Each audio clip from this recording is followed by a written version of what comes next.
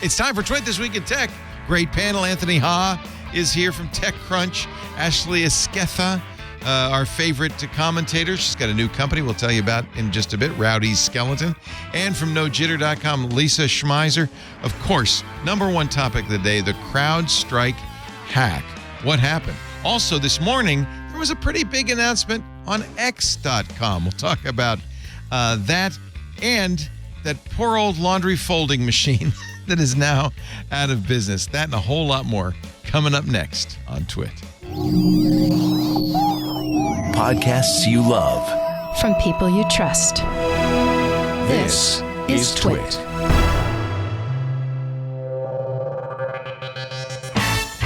This is Twit, This Week in Tech, episode 989, recorded Sunday, July 21st, 2024. Executive laundry folding disorder.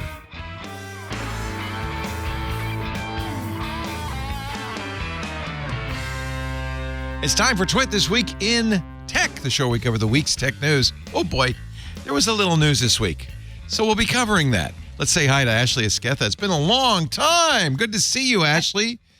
Moisturized and unbothered from the depths of Southern California. What's up, Leo? Is it 110 degrees out there right now? You know, I wouldn't know because I'm inside of the air conditioning. And I refuse to find out. Never. Ashley has a new enterprise, RowdySkeleton.com, where she trains does media training for game companies and the like, so that their CEOs don't look like rowdy skeletons on stage. Yeah, well, I mean, if you're a rowdy skeleton, that means you're being lively. A dead skeleton. It's better than being a boring skeleton. Mm-hmm. But yeah, I do on-camera talent training, spokesperson training, media training. Nice. For mostly tech and games. But we're open to anybody. Anybody can come get media training for Rowdy Skeleton. Well, I could think of a few people who could use your services. Sincerely call us. Let's just say, all right. I'm right here, Leo. Lisa Schmeiser, look at that. From No Jitter I wasn't thinking of you, editor-in-chief at NoJitter.com. Hi, Lisa. Good to see you. Hi. I bet you had a busy week with the Crowdstrike thing.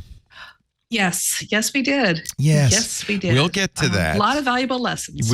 Yes, we shall get our learnings in order.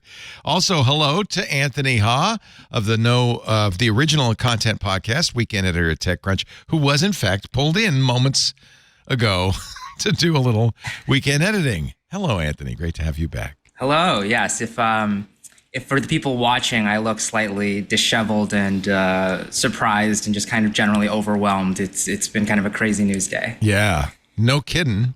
And we're not talking CrowdStrike, amazingly. So I thought that would be the big story this week. I was so wrong.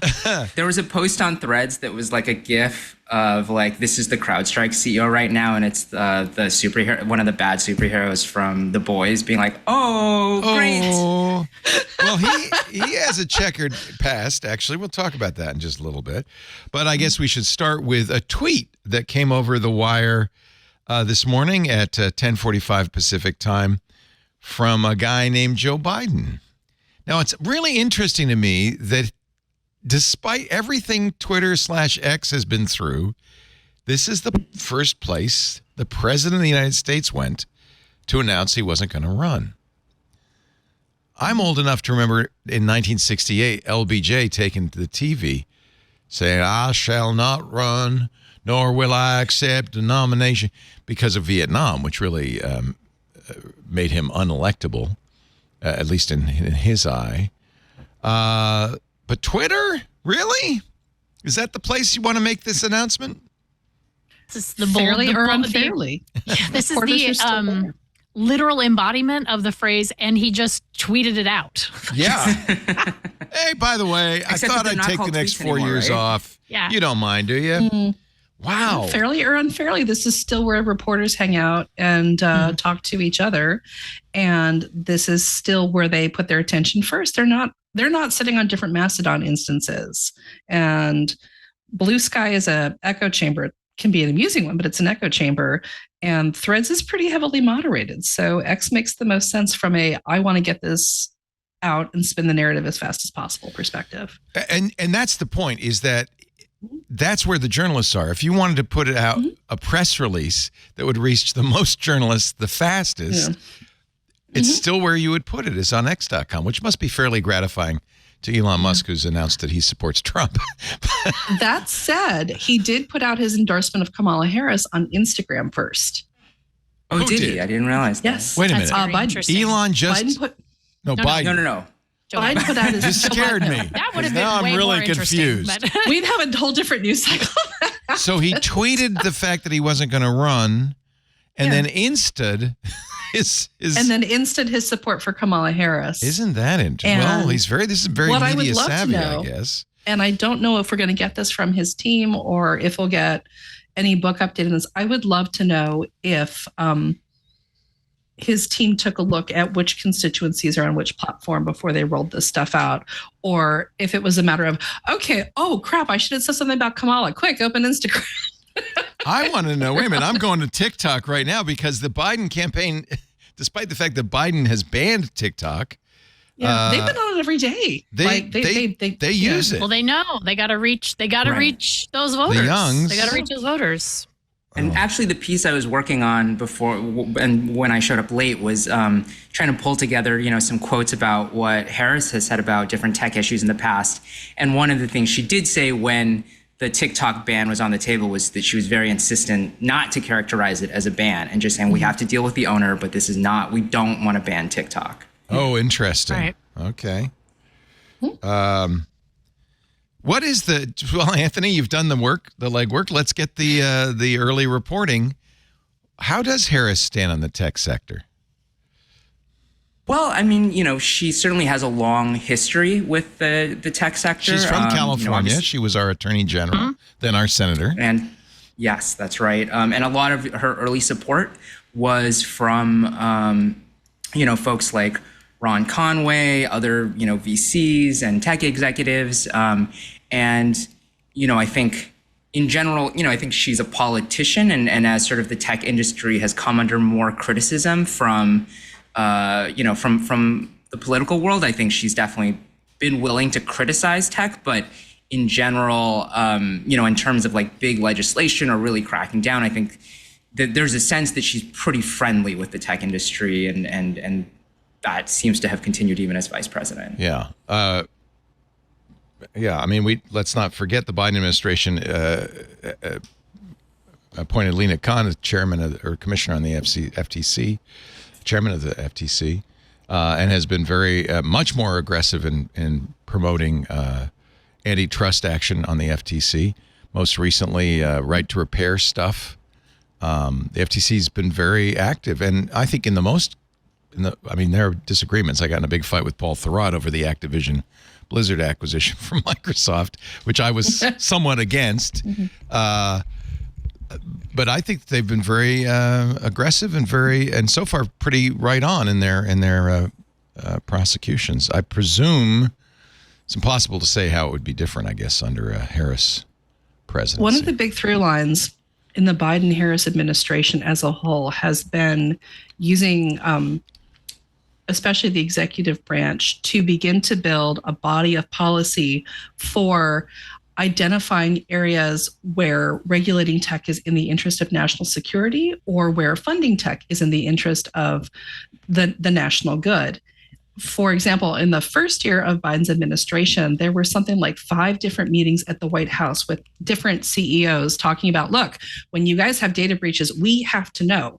This is not just a private business interest. This is something that affects national security because we don't know what data is being stolen. We don't know who has it. We don't know who's affected. It would be good not to be caught flat-footed. And they've built on that with all sorts of different policy areas. The FTC and Lena Khan was a concerted effort to put the building blocks back into place to reintroduce some form of net neutrality. And then this past week, which honestly feels like a decade ago, they announced a tremendous amount of funding for all sorts of public technology infrastructure initiatives. So it hasn't been a big headline grabbing story, but it's been a really consistent through line for Biden-Harris. And I have a feeling, given Harris's deep understanding of how technologies and economies work, she would probably continue that if she's, I have just checked the Biden-Harris TikTok, and there is no mention on the Biden-Harris TikTok of this. However, if you search for Joe Biden on TikTok, it's really interesting, despite, the non-ban, every news agency, CNN, NBC, Philip DeFranco, the Daily Mail, the CBS News. I guess for Phil DeFranco, the fact that he's right next to CNN and the Daily Mail is probably a good thing. And as Sian Divni, or Divine, however you pronounce it, it's really, because young people are so important, they're going to where the young people are. Yeah. There's an interesting divide, though, like with younger people, particularly Gen Z and younger. There's this kind of permeating feeling of, and I've seen this multiple times in multiple different kind of like research and data that's been published, where they really feel that the most important news will make it to me. Like they're not out there. They're seeking. pull, not push, or push, not pull. They expect it to be pushed to them. Yeah. They feel that I don't need to go looking for it because the most important news is going to find me. Right. And like the thing that is relevant to me, they really trust the algorithm, which is slightly terrifying. But also it is an interesting change. It's an interesting shift. There's like the first group of people who have grown up entirely in algorithms. It's like are people who really genuinely trust them to bring them the relevant news that they need to know, as opposed to even a younger millennial who might not recall those time, who remembers a time where there wasn't an algorithm, right, to contend with. You brought up an interesting point, Lisa, that the campaign has to now shift on a dime. Yes. And I didn't even think about this, but the websites, all the things that have to be changed now. Yes. Yeah. I was thinking about the mailings that go out, the text blasts that go out to people, the branding alone. If you take a look at the Biden-Harris 2024 website, they have all this branding that's built around dark Brandon. Another meme, another example of going after the young vote. TikTok has the dark Brandon Yep. logo. But you have all this merchandise that's built around Biden as a person. And what I am wondering about is, when did everybody who's working on all these different electric arms, when did they get the go sign? That they're like, all right, we got to come up with a new logo. We've got to come up with new names. 1:45 Eastern. I mean, I think it sounds very much like Biden made this decision entirely on his own and just tweeted it. Yeah. I mean, I wonder myself. I thought he would do it on Sunday. I thought he would do it on Sunday after the morning talk show news cycle. That's exactly what he did. You nailed it. Yeah, because this way it's not the topic of it, and he can control the media narrative for the next 24, 36, 48 hours until something else comes up. Yeah, some new horror pops up on a Tuesday morning, right? That's what we're waiting for. Oh, man. Yeah, no, every week is a decade. It is. Oh. But we all know how fragile supply chains are, right? And have been. And we also know that the American consumer is super habituated to, I clicked a button. Why hasn't it been delivered yet? Mm-hmm. So I am wondering about all the behind the scenes scrambling that has to be happening right now, from designing the merch to trying to line up suppliers to what the budget is going to look like to turn this stuff around, to basically pivot on branding and pivot on messaging in the middle of July. Well, and also with the caveat that we don't actually know who the nominee is going to be. Right. Yeah. Yeah. Oh, that's a good point. Now it's kind of a mess. Biden has thousands of delegates. He's apparently said he endorses Harris, but there is a convention still to come. I don't know if those delegates are free to vote for Harris or their conscience. So I believe from what I have seen, I know they have over 3,000 delegates. So it's having her. There's a certain number of signatures that anyone who wishes to submit themselves for the candidacy must have. And there's a very short amount of time in which to get those signatures. I believe it's 600. And then anybody who gets that amount of signatures can be considered. But so then presumably everybody who wants to be president, and I imagine there are more than a few, is doing that right now. right? They would Trying to have get to get those 600 600 delegates. signatures from the delegates. So, which, I mean, that could be an uphill battle. And also, I would imagine there's probably going to be a full court press to unite at this point. But I mean, obviously, I'm not like a political strategist, but I would imagine, I think at this point, there's been so much divisiveness over, should he or shouldn't he step aside and all this other stuff that I would imagine they would, the coalition of the Democratic base will want to kind of rally behind one single candidate. But who knows at this point? Like, really, There's gonna be reportedly interesting. a movement to have everybody sign a letter saying, "Yay, go Harris!" So we're all united now. if you're the web designer, are you going to make like TK. a bunch of TK, a bunch of I don't know. TK 2024. Wow. All this piled on a couple of sleepless nights getting the Crowdstrike thing fixed, and we've got a tech community that has completely torn its hair out by now.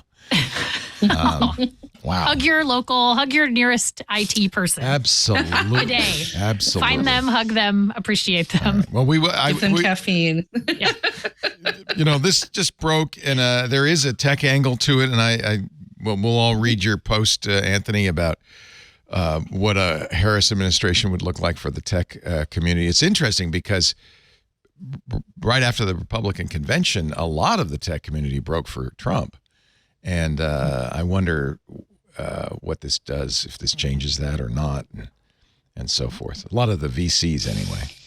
How is it? Do you know anything about how Harris feels about Bitcoin?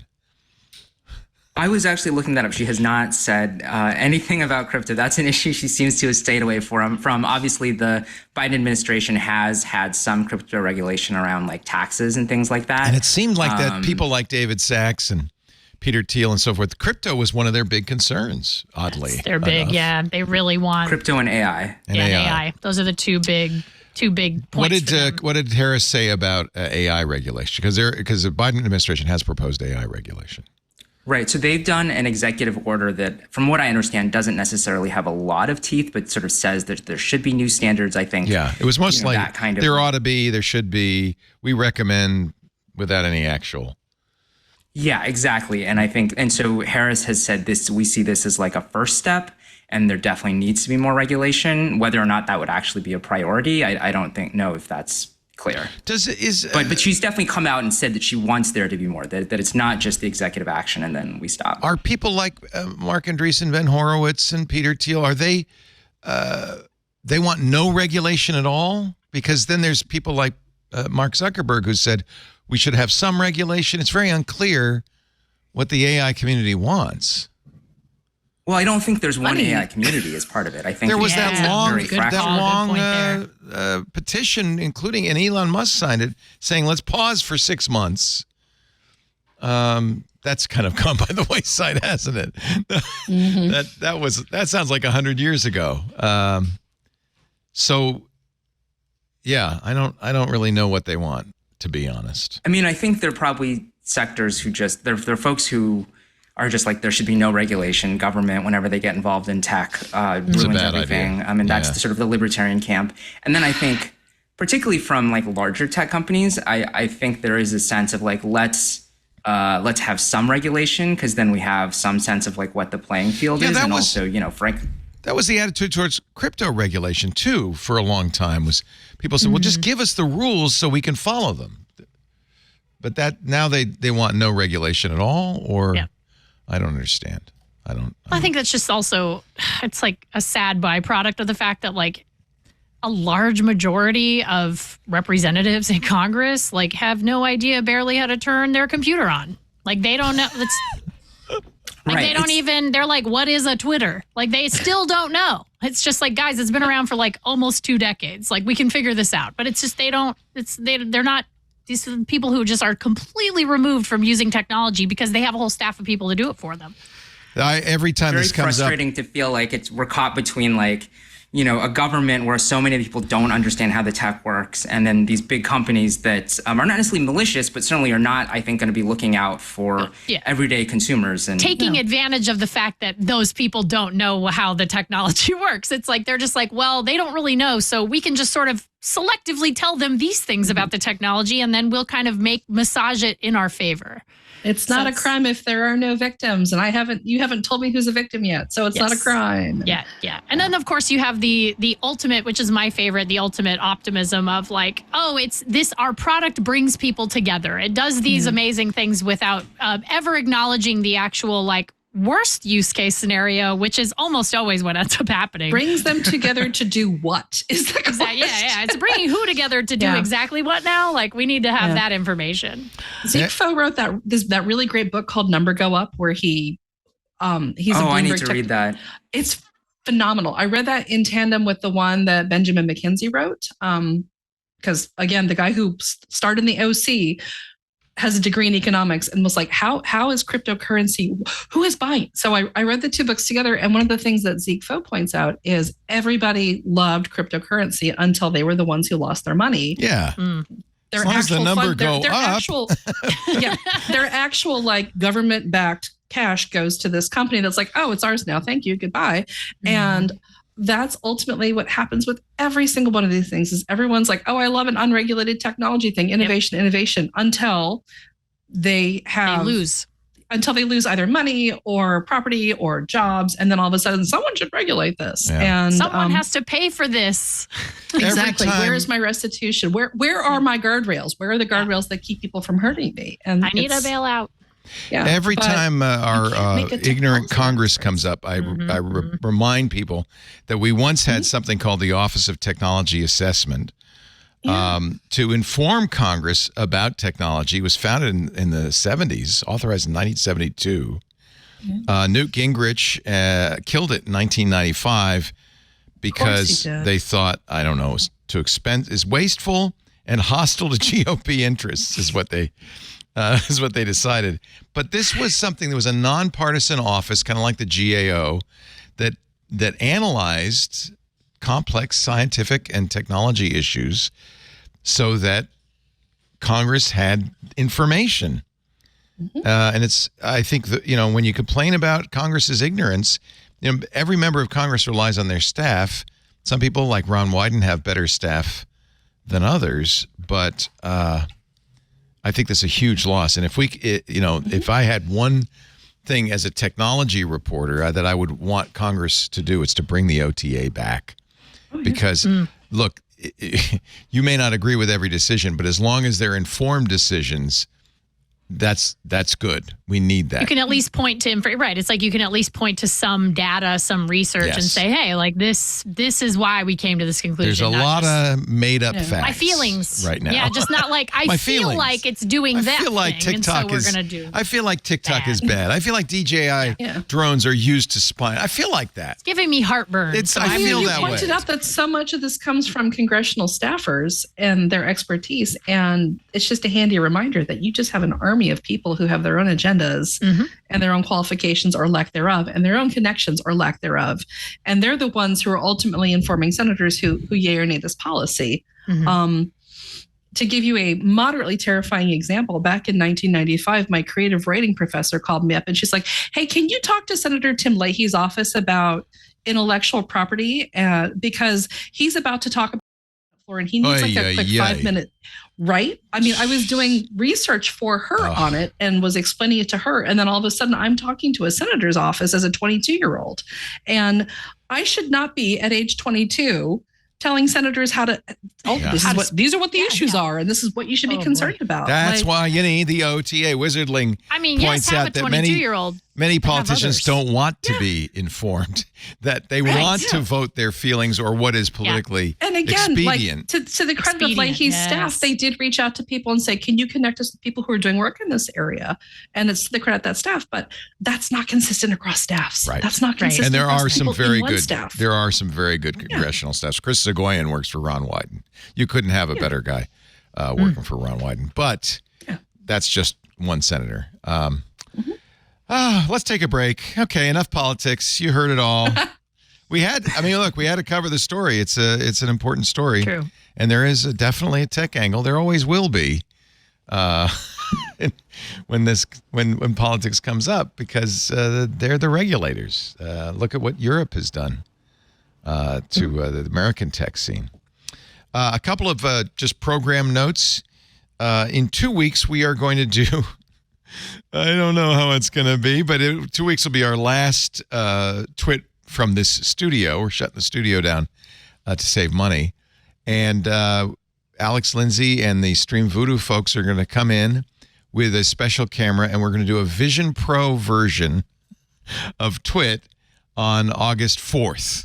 So in 2 weeks, if you've got if the 10 of you who have Vision Pros, now there's probably more than that, the 11 of you that have Vision Pros, make sure you dust them off and get them ready for 2 weeks from now when we're going to do it'll be a 3D. I don't know what it's going to feel like.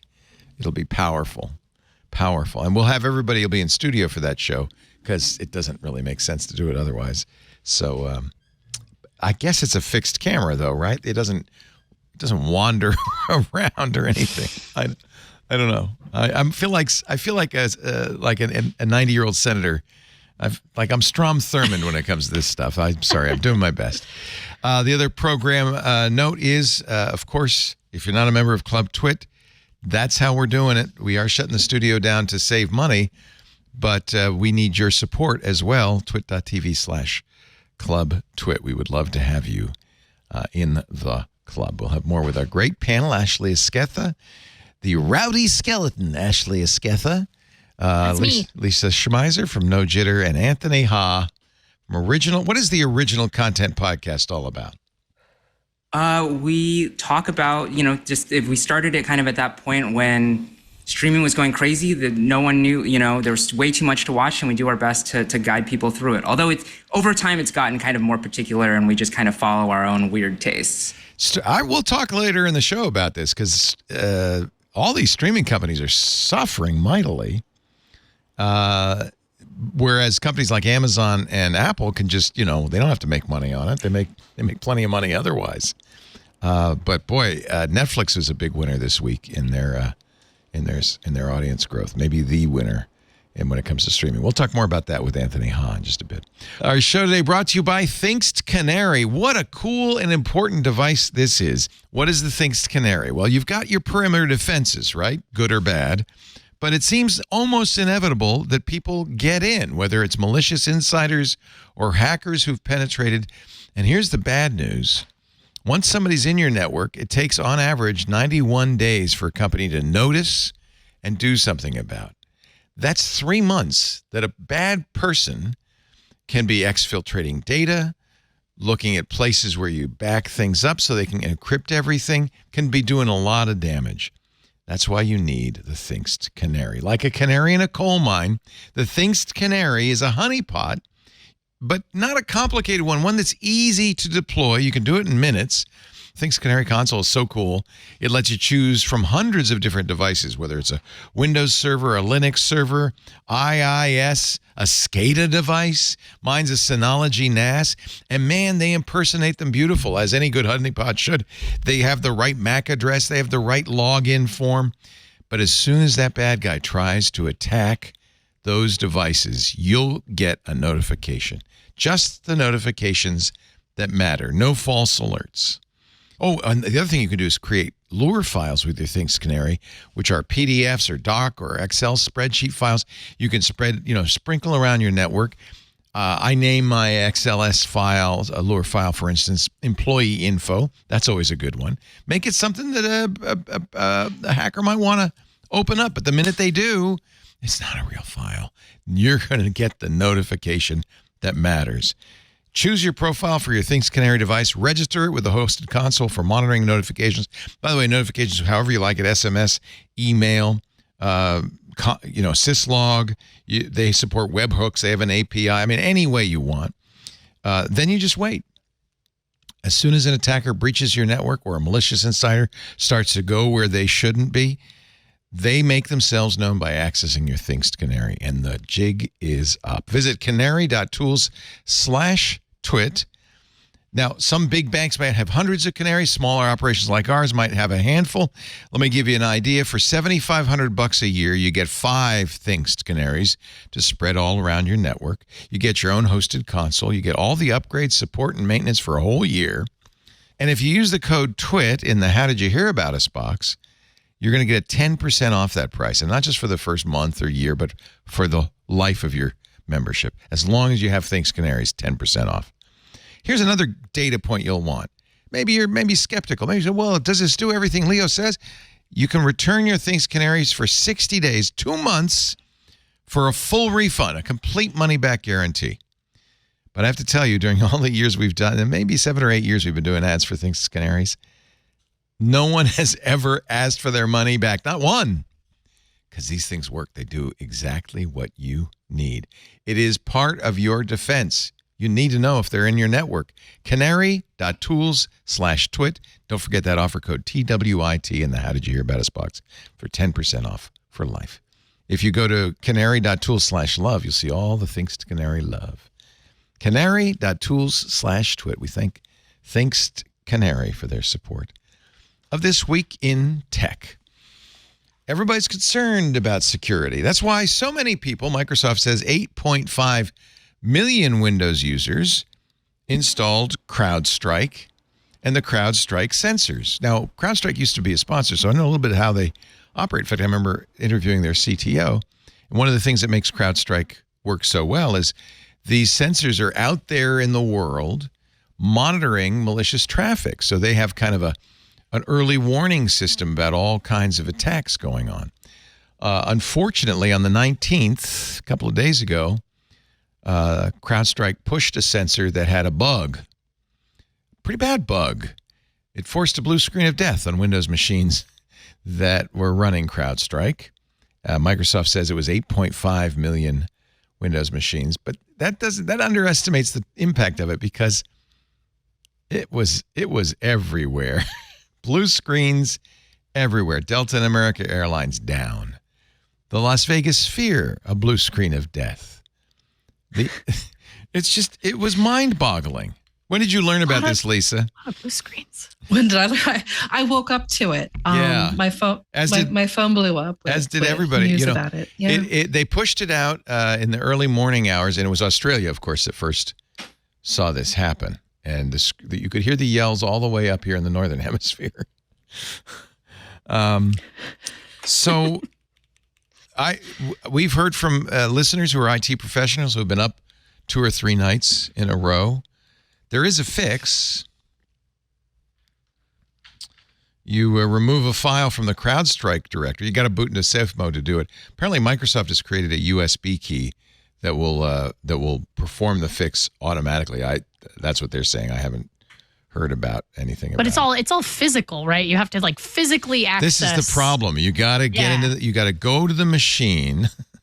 One of our listeners in Twit Social said, "My feet are killing me." You got to go to every machine, reboot it in safe mode, remove the file, which you can do pretty quickly, and then you're good to go. But you got to do to each one, one by one. Holy cow! What a Friday it was. A great disturbance in the force. Millions of computers suddenly cried out in terror and are silenced. Suddenly silenced. I'm blue. So, what have we learned? We've learned that Crowdstrike's team that checks these things either missed a step or they're just not big enough or well staffed enough to do the kind of testing you need to do before you roll it. They're one of the premier companies in security. There's something wrong with their rollout process then, because this is you literally have one job and you didn't do it. Yeah. We would call this in gaming. This is called a skill issue. This is a skill issue. I mean, I'm a dummy as far as IT, but it seems like this isn't like a really deep into QA thing. It seems like like you just install it and turn the computer on and it doesn't work and you realize like that's bad. That seems bad. Yeah. That's the thing is I'm wondering if they had a staff reduction last year that was linked to the company wanting to reduce headcount by rolling out a return to office order. So people left, of course, and they've been reconfigured. And what I'm wondering is how many people in the QA and product launch teams are no longer there and are no longer insisting that we test the 6 ways to Sunday before it gets pushed out. Because this seems like a serious failure on the part of the people who made the decision to say, yeah, it's fine, send it. They should not have made that decision and they didn't have the right data to make that decision. And that means there was a breakdown somewhere in the chain. Here's the toots, if you were, from our listener and Twit Social, A. DaCosta. So I just ended my second overtime shift thanks to Crowdstrike today. What I've learned these past 2 days is primitive modern operating systems like Windows remain. No so-called AI could fix this. It was a boots-on-the-ground effort. My legs and feet hurt so bad, but going back to my point, the recovery tools in Windows are trash and can't do anything useful. A lot of this required command line operations to speed up deleting the corrupt file that was triggering the blue screen. Ugh. After today, I don't even want to look at my Windows PCs at home. Man. It's got to be frustrating. Is Microsoft to blame, though? I don't think so. He says they should have better recovery options, and I think I probably agree with that. Sure, but also, like, don't break it. That seems like the first. That feels like the first thing that should not happen. But yes, yeah. Well, I mean, Microsoft for this would be like blaming a human being for their cat perpetually knocking things off of a dresser. Like That's a good analogy. Cats be doing what cats be doing, but you should move things off the dresser, right?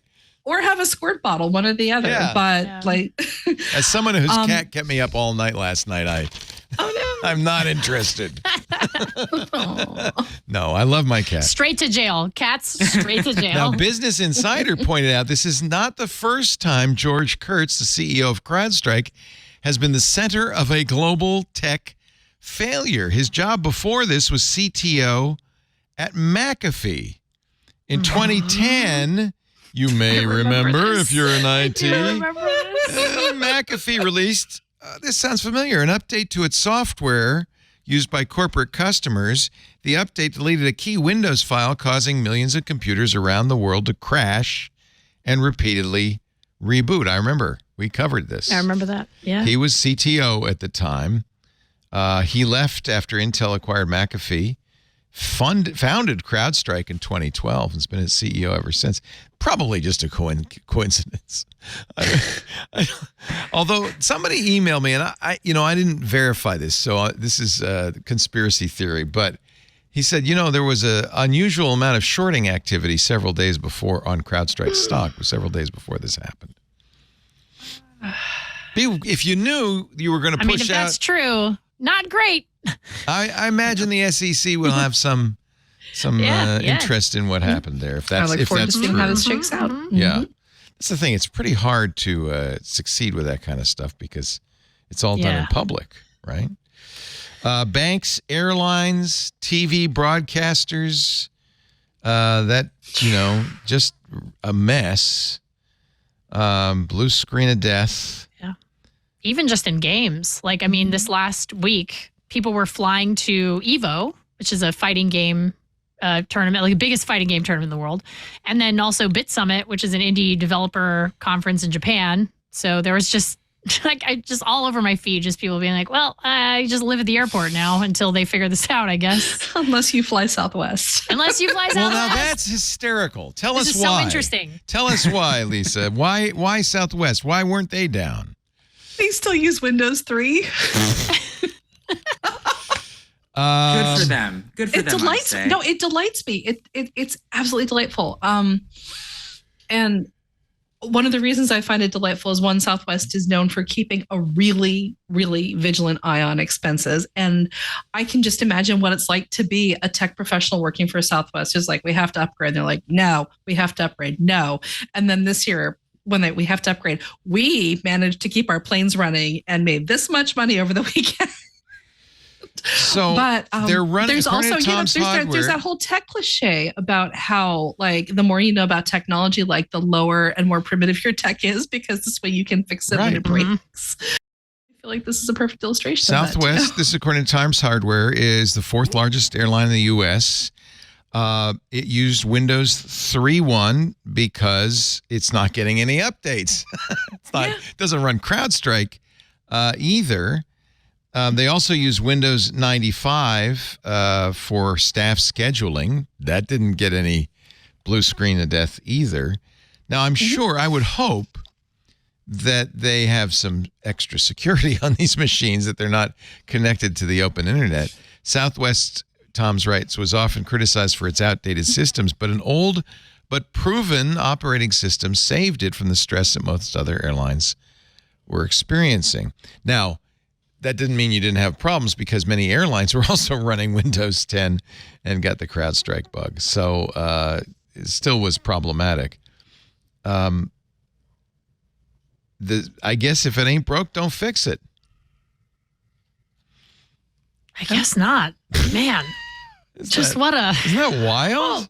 Just imagine you're just like, oh, Southwest definitely going to have these problems. You're like, no, actually, we're fine. We're running on Windows 3. We just never upgrade our computers for 30 years. Would you It's like totally a seat fine. on this flight? It will cost you several $1,000s. Exactly. This is the first time ever that Southwest is going to enact surge pricing for flights. Right. Although, as somebody pointed out on Hacker News, Windows 3.1 didn't save Southwest. Not using CrowdStrike saved Southwest. Let's so true. Let's point that out. They're not immune. Yeah. Well, and that was part of what was like this strange, kind of, it was this massive tech outage, but most of us probably don't have CrowdStrike on our home devices. So it's this thing where everything's breaking, but you're like, my phone's fine, my computer's fine. What the heck is happening to like all these business computers? Yeah. If anything, to get back to a point, I think this does give us an opportunity to ask if upgrade is really the command that you need to be sort of mindlessly following every time. Like, in other words, just because an upgrade comes out doesn't mean you necessarily need to install it. And I would argue we have 30 years of users habituated to the idea that, oh, there's a new version of this thing I'm using. Click. And maybe that's a behavior we should all start examining on either a consumer level or an enterprise level, where just because the upgrade is out doesn't mean that you just uncritically roll it across your system. Either you do a test bed, or you're like, I will wait and see what other people do first. and let other people be the test subject. Like we used to do that with Premiere all the time. It was like, that was it's like if you were working on a project and there was an update for Premiere, it's like, let's just wait. Let's just wait. We're going to wait. Don't update right away. Like never, ever, ever automatically update. Yeah. And then OBS also the same for streaming. It's like you just never update OBS. If you have a stream planned, just don't. Like, there is, by the way, alone. some Never debate over whether Southwest does in fact use Windows 3.1. I'm still looking for a confirmation from Southwest. It may just be a meme, which Tom's Hardware then adopted. It's funny. You can't trust anybody anymore when it comes to I dropped a link in the spreadsheet from a publication called Digital Trends that had been reporting on it. So Digital Trends used, so this is Dave Anderson posting on Hachyderm. He says, it's quite funny that in the midst of the CrowdStrike thing yesterday, somebody tweeted, as far as I can tell, as a shite post, that Southwest Airlines were unaffected due to running Windows 3.1. Then Digital Trends published that claim using the tweet as a source, and they are now quoting themselves as being quoted themselves as a source. Oh, wow. And it all comes from a misquote from 2 years ago that, I mean, it goes way, way back. And this is part of the problem with modern journalism. Urban legends. Yeah. Well, there's also this kind of Simon Says thing where if one person says it, everybody else parrots it, and no one really knows We're perpetuating it right now. Yeah. This is terrible. Yeah. So I want to. Southwest thing. Oh my God, I'm super embarrassed now. Well, I don't know. This is the thing. I read the same article, and it was in Tom's Hardware. That's supposed to be reliable, but apparently. I've heard their editorial meetings. They're generally really rigorous. I would think so, but remember, this is one of those weekend stories, Anthony. With all due respect, listen. I was going to say, Anthony is right there, Leo. There's a lot less oversight on the weekends. That is true. I mean, I don't know about Tom's Hardware, but I can say that's true at TechCrunch. Everywhere. Dave Anderson says it really comes back to a quote from way back in 2022. The president of the Airline Workers Union, representing flight attendants at Southwest, are quoted as saying, some systems even look historic, like they were designed in Windows 95. And then, as you know, it's a game of telephone. It propagated back. Well, there's only one thing left to do. Leo, you got to get a job at Southwest and tell us what's going on. Boots on the ground reporting from Leo. I need some first-hand eyewitness evidence. If I were Southwest, Southwest, do have a rep for their Their price controls though, like that's come up in multiple business stories where they're not free with the spending. Let me see if they say anything on their it. Twitter account, which is apparently where everybody goes these days to spread stories. No, they haven't posted, in fact, on X since January. So I honestly don't think the replies. And the replies to what? The last post from January. The replies. Oh, I see the replies. I don't know how to use Twitter. How did we the replies tab? Let's see. Yeah, they're talking about flight delays and apologizing. Yeah. They're apologizing to a lot of people, but I don't see anything about Windows 3.1 here anyway. So you heard it here first. It's probably not true. We unheard it. You unheard it here first. Until Southwest confirms, I'm just going to assume that's a. There's there's a report out of TV station WFAA, and the way they're reporting the story now is Southwest Airline gets made fun of by people online. Yeah. That's more like it. Yeah, people online. You know who that is? Us. Yeah. So maybe the real issue is the issue of monoculture, right? The more you get everybody uses Crowdstrike, so everybody should use Crowdstrike. That's when you have problems. And any security software is going to operate at a low enough level. Well, not always, but I would imagine operate at a low enough level that it can cause these problems. It uses Ring 0. Otherwise, it wouldn't have been able to crash the whole system. Should we not? Maybe that's the other thing. I'm sure we'll talk about this on Tuesday with Steve Gibson on Security Now. But maybe we ought to be a little more careful about what permissions we give security programs. Do they have to operate at such a low level? That could be an issue. Right? Certainly made us vulnerable. Not the first time. In fact, most of the stories on here are about problems. Did you buy anything on Prime Day? How was Prime Day for y'all? Oh my gosh, that was this past week, wasn't it? I was going to say, that was like 3 years ago, Leo. Leo, a lot has happened. Literally, you said that sentence and my brain short-circuited. I was like, wait. Prime Day? Prime Day? What about Crowdstrike? It's October. What are you talking about? No, it was the in election July, is right? next week. I know. It feels like it. I'm freaking. My brain's freaking out. Yes. Tuesday and Wednesday were Prime Days. Prime Days. Prime Days. There were some good deals on the Prime Days. Do you buy stuff? I bought a couple things. Do you do I stuff? bought a couple small things. I bought some. I bought some shorts with a 32-inch waist. Those aren't much good. That's your next year. It's Hot Girl Summer next year for you, Leo. Yeah. I'm going for Hot Girl Summer. Yeah, just have to. Wait, let's get into. Why did you buy the shorts with 32-inch waist? I was in a hurry because it was such a good deal. It was a limited to lightning deal. You got to strike quickly. No, it's I have things like in my cart that are saved for later. And then on Prime Day, I just check my saved for later cart to see if there's anything that I have my eye on that ends up on sale. That way, I never buy anything I don't. No, I don't. I used to, but I usually just have like a small amount of things where I'm like, well, it'd be nice to have one of those. Like I really wanted a beach tent, like a new beach tent.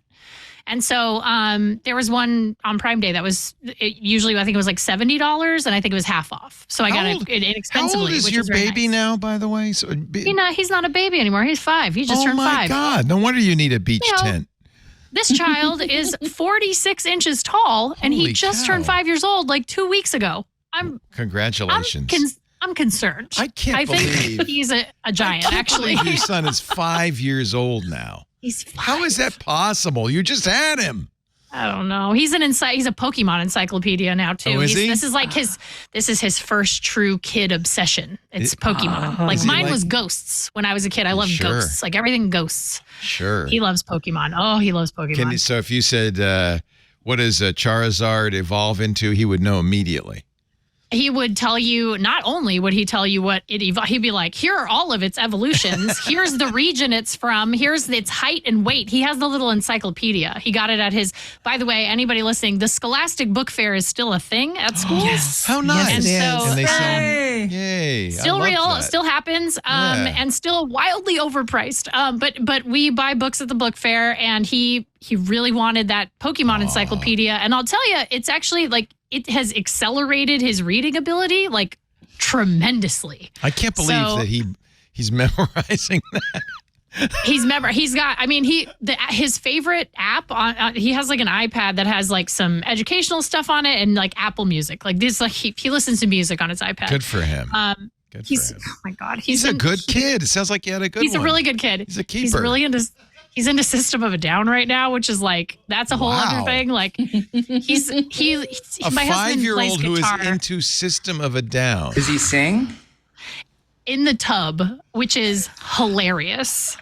So he also sings like Foo Fighters, and he's like my husband plays guitar, and we like all music. Like we like so many different. Is he like genres. sitting in the tub, soaping up, singing Toxicity, screaming to the Pretender, like and Chop Suey, yes, like he's like you can hear him. He's like what, and then he's also got like a little kid voice, so he tries to put like a little growl in it. So he's like, oh my God. If you launched a Patreon and gave us access to these videos for $5 a month, I would. It is sign when the up. show is over, I will find the clip. I have a clip of him singing the Pretender in the tub. I like the audio of it from like the hallway, and I was just dying laughing because he's just so into it. And the Foo Fighters are playing at BMO Stadium in like 3 weeks, and I mentioned that I was going, and he's like, "Oh, I want to go," and I'm like, "Buddy, I'm sorry, like I don't have a ticket for you. Like I don't." Dave Grohl, if you're listening, like my child wants to come see you play at BMO Stadium. But yeah, like I was like, you can go next time. Like I think we're gonna have to start taking him to like shows now and stuff. Cause he straight up asked my husband, he was like, Daddy, what did he say? What's the hardest rock song you know? Or like, what's the, I forget what it is. He's like, what's the whateverest song you know? And he was like, okay. So he played Mastodon for him. He's like, Mastodon, I guess, like Curl of the Burl, like, here you go. And so, he loves like, oh Lord. So now, and then I let him listen to System of a Down. This is like I'm like, listen, you want like metal? What's the most metal thing that I can play for you? Like System of a Down. I'll play System of a Down. I'll play a little Rage Against the Machine. There's like one song that doesn't have explicit lyrics in it that I can play for him. So yeah, he loves. You got to be careful. Music. Don't do what Lisa said. California, I think, is the first state in the union to pass a law protecting children's earnings in social media from their parents. He's not. No, I would never make him an influencer. I would never make him an influencer. There's enough white dudes on the internet being like, "What's up, guys?" Yeah. Like, and me, I'm a white lady on the internet doing the same thing. Yeah. So we don't need another one of those. So the reason I asked about Prime Day is it is a major cause of worker injuries, according to the Senate's Health, Education, Labor, and Pensions Committee. Preliminary results of a year-long investigation into Amazon warehouse. This is really going to put a damper in your Prime purchases. Amazon's warehouse working conditions. Amazon says you're ignoring the progress we have made, but it is apparently Such a terrible statement. Like some poor used to person be who's bad. like literally disabled going like, Look, actually, I think the progress still isn't good enough. Yeah. I stopped punching you. Why are you complaining about the bruises? Amazon provided the committee with internal data from Prime Day 2019.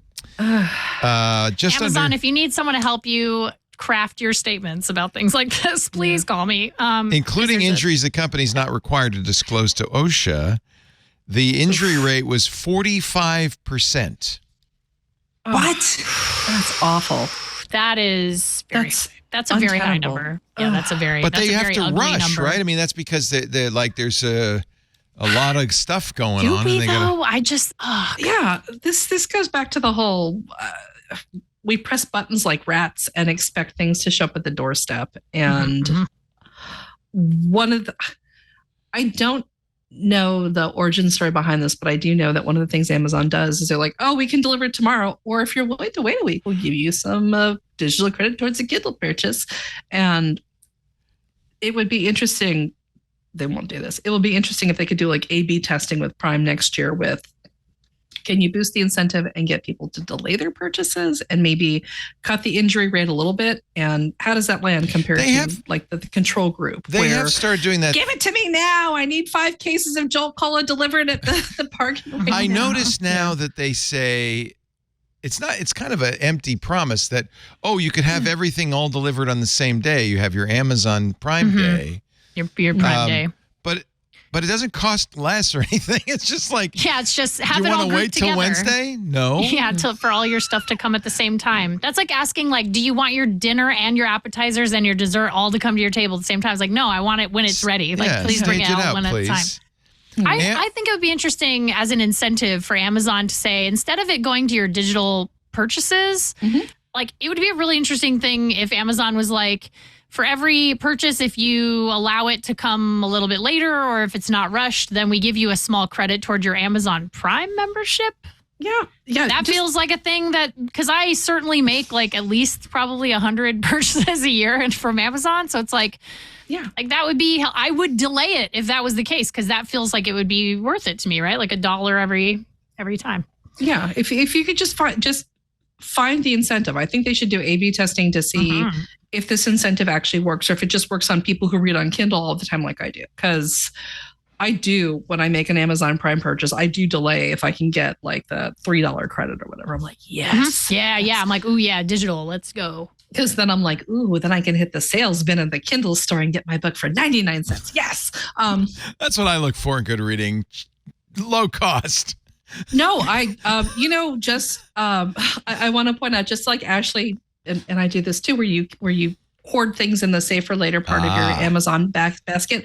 I keep a lot of the Kindle books I want to read on the wish list, and then I'll go through and say, okay, is it on sale this month? And pick it up that way. It's a good, and that's how I shop. Like, that's how a lot of people shops, right? It's like you always have things in mind where you're like, I want that, but I'm not ready to get it, or I want to see if it goes on sale, and then it does go on sale, and you're like, yes, this is the time. And so that's like all of those non-essential, like immediate need purchases, I tend to just save in my cart for later, and then inevitably, like, there will be some. I'm like, so I'll have like I got a TV in my save for later. I'm just like looking at. I'm like, I really want a new TV, but also I just like, I don't want to justify. I can't justify full price. But then they're going to have Prime Days in October. They're going to have Black Friday sales. Like, there's Black Friday. No hurry. Like, there will be a time, and it's like it's okay. You're going to get a new TV soon, Esqueda. You're going to be all right.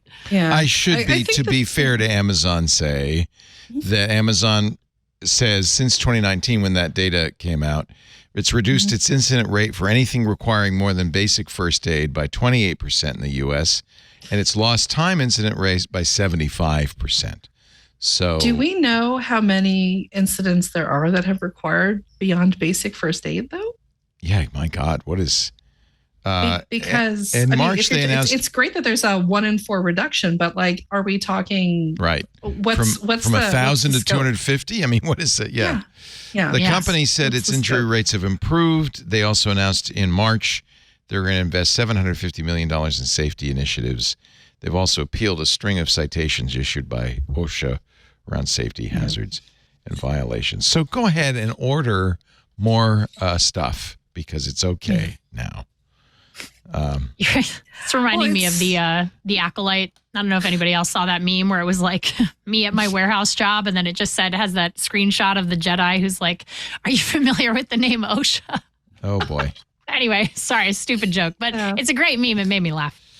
I have to say, Leo, you have reminded me that one of the things about Prime Day this week was it was impossible to open very nearly any publication on the web without getting smacked in the face with our top 25 picks for Amazon Prime, or here are the 10 things our editors think are great for Prime, and everybody had an angle. Anthony, have you ever had Amazon Prime Day duty? I have not, and I'm going to say, because again, I mostly work on the weekend, so I'm not 100% sure, but I'm going to say I'm 90% sure we did not do anything Prime Day related. I have talked to people.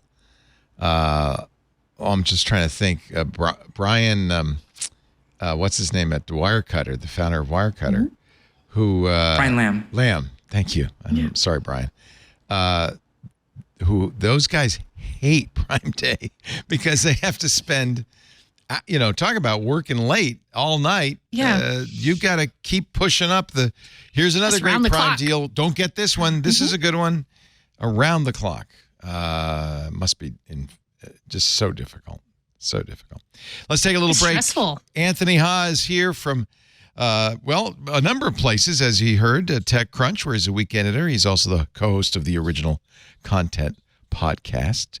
Great. And let's not forget was it the Fresno Freelance? What was the Hollister Freelance. Hollister It's Freelance. an even smaller town than Fresno. Oh, it's near Pinnacles National Park, right? Yes, it is near Pinnacles National Park. That's right. And It's actually a Gilroy, really the beautiful garlic area and a capital of the lovely town. world, is just next door. Oh, Gilroy. Yes, our sister paper, the Gilroy Dispatch. Was that your first job in journalism? That's cute. I love that. Yes, That's I so had cute. internships, but it was my first That's awesome. full-time job. That's awesome. Yeah. Also, Ashley Esqueda, who is now training people to look as good as she does on camera. Wow. RowdySkeleton.com. Do as I say, not as I do. I'm a menace. Well, I was wondering, as a media trainer, do you ever watch your own tapes and think, I could. I can't watch my own. So I get mad. I get so mad. I get furious. I'm like, what's wrong with you? Terrible at this. No, I like to watch myself give interviews because I think that's a place where I shine, but also there's a lot of room for improvement. So it's like I feel like I'm a good active listener, but then I also feel like there are things that I do during interviews that I can be better at not doing. Yeah. I don't ever watch tape of myself. It's the thing I hate hard. the most. I can't do it. I went back and looked at the very first tech thing I hosted, which was in February of 2010, I think, on camera. And it was for This Week in Android. Right after the Nexus 1 had come out, I think 4 months after. Wow. And man, I was just so I was baby. I was such a baby. All I about didn't know what I was Android with doing. Jason Howell and Elaine. Mhm. And I can't remember who the third was on that. We have the tapes if you'd like to watch them. There, I could I watch This Week in Android from I just can't, I'm awful. I just terrible. So Yeah, I can't do it. They brought in at Tech TV, they brought in a media trainer, and I begged off. I said, please don't make me do that, please. I don't want to. I won't. Also, Lisa Schmeiser here, who needs no media training. She lives a bug's life in the grass, the beautiful dew-laden grass of her backyard. If you're not watching the video, you think I'm nuts right now. Editor-in-chief at No Jitter. And this from our Discord, KTLA. Louisiana police officer crashes after owl flies at a patrol car, starts pecking at him, followed by a tweet from Owl from Louisiana, and I'll do it again. how did they find my account? And I'll man. do it again. Sometimes the internet is good. Thank you, Chocolate Milk Mini Sip, for that moment of levity. Our show today brought to you by Lookout. Every day, every company in this modern world is a data company, right? This is what we're learning. But that means every company is at risk from cyber threats, from breaches, from leaks. These are the new norm. And cyber criminals grow more sophisticated by the minute. At a time when boundaries no longer exist to your data, what it means for your data to be secure is fundamentally changed. Enter Lookout. From the first phishing text to the final data grab, Lookout stops modern breaches as swiftly as they unfold, whether on a device, in the cloud, across networks, or even working remotely at the local coffee shop. Lookout gives you clear visibility into all your data at rest and in motion. You'll monitor, assess, and protect without, and this is important, sacrificing productivity for security. You can have both. And with a single unified cloud platform, Lookout simplifies and strengthens, reimagining security for the world that will be today. Visit lookout.com today to learn how to safeguard data, secure hybrid work, and reduce IT complexity. That's lookout.com. We thank him so much for supporting This Week in Tech. Wizardling in our Discord says Crowdstrike has a $70 billion valuation. A little bit lower on Friday, but, and over $3.28 billion in revenue. So the real question is, why weren't you testing software before you pushed it? How does something like that happen? Again, I think I will look for more detail from Steve Gibson on Tuesday. One security product you will not be using, Kaspersky's antivirus. The United States government put them on a do not use list, first for the government and then for everybody. The U.S. Commerce Department said it's banning the sale of Kaspersky software in the United States beginning yesterday. Kaspersky, instead of fighting it, is winding down its U.S. operations and laying off all its U.S. workers. The Commerce Department doesn't like Kaspersky because it's headquartered in Moscow. Its founder, Eugene Kaspersky, went to college in a military university, worked in the Russian military as his first job. So there's some concerns about his association with the Russian military. He has said again and again that he does not have any association with the Russian government. But there have been cases like the NSA contractor's machine that was running Kaspersky antivirus software. It found NSA exploits on the machine, exploits he was working on, and as it does, quarantine him and send him off to Moscow for analysis. Kaspersky says once they discovered the code, its antivirus software detected on the NSA worker's machine was not malicious, but source code in development for the government. For its hacking operations, because Eugene says he ordered workers to delete the code. Yeah, but somehow, weirdly, that code was revealed to the world shortly thereafter. And used against us, by the way, by malicious hackers. So I think it's probably not unreasonable for the Commerce Department to put a halt on Kaspersky. The government itself banned Kaspersky on federal government agencies and department computers in 2017.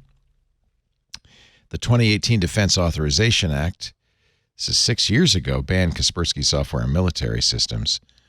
The Commerce Department ban is the first to ban it nationwide. It's not exactly TikTok.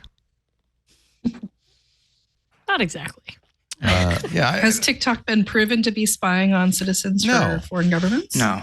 Nor, honestly, neither has Kaspersky. But there is, there's where there's smoke, maybe there's fire. But the other thing is that, unlike TikTok or a DJI drone, antivirus software is, as we now know from CrowdStrike, buried into the system. It's in there. It has unique access, much more so than TikTok does. Really specific access. Yeah, exactly. That's the big thing. Yeah, I was sort of imagining some of the people who wanted this ban after the CrowdStrike situation, being like, "See, told you." Speaking of problems, remember Google Domains, the Google registrar, which Google sold to Squarespace a year ago? Little problem. If you were on Google Domains and you did not set up a new account with Squarespace, Squarespace's weak security defaults allowed malicious hackers to commandeer those accounts. Woof. Let's say you have, admin at twit.tv. It was a Google domain, and you moved. It was moved without your knowledge or permission, but just by sale to Squarespace, and you never claimed it. Well, anybody who figured out that admin at twit.tv was a legit email address could claim it. The Squarespace domain hijacks, which took place between July 9th and 12th, mostly targeted cryptocurrency businesses. You got to go where the money is. Quite a few. And virtual money. In some cases, attackers were able to redirect the domains to phishing sites so that when a visitor with an account at that site logged in, they handed over their credentials to the real site. Squarespace bought 10 million domain names from Google Domains in June of last year and has been gradually migrating those domains over ever since. Squarespace, according to Brian Krebs, this is from KrebsOnSecurity.com, has not responded to a request for comment, nor has it issued a statement about the attacks. The analysis released by security experts at MetaMask and Paradigm says basically Squarespace assumed all users migrating for Google domains would select the social login options, continue with Google or continue with email. You assume that. Never accounted. You're in the security business. You're not supposed to assume anything. You're supposed to think through all. You're literally. This is what you're paid to do as a security company. Is you're paid to game out all possible loopholes and scenarios. How would you just be like, everyone will do what I think they'll do? They're just going to use Google or Apple, so we don't have to pay too much attention to that. Continue with email choice. So threat actors could sign up for an account using the email associated with a recently migrated domain before the legitimate domain owner created the account themselves. That makes me sad. Since there's no password on the account, it just shoots them to the create new password for your account flow. And boom. The person who made that decision, next CEO of Crowdstrike. Yeah. We got a job for you, buddy. Have I got a job for you? Yeah.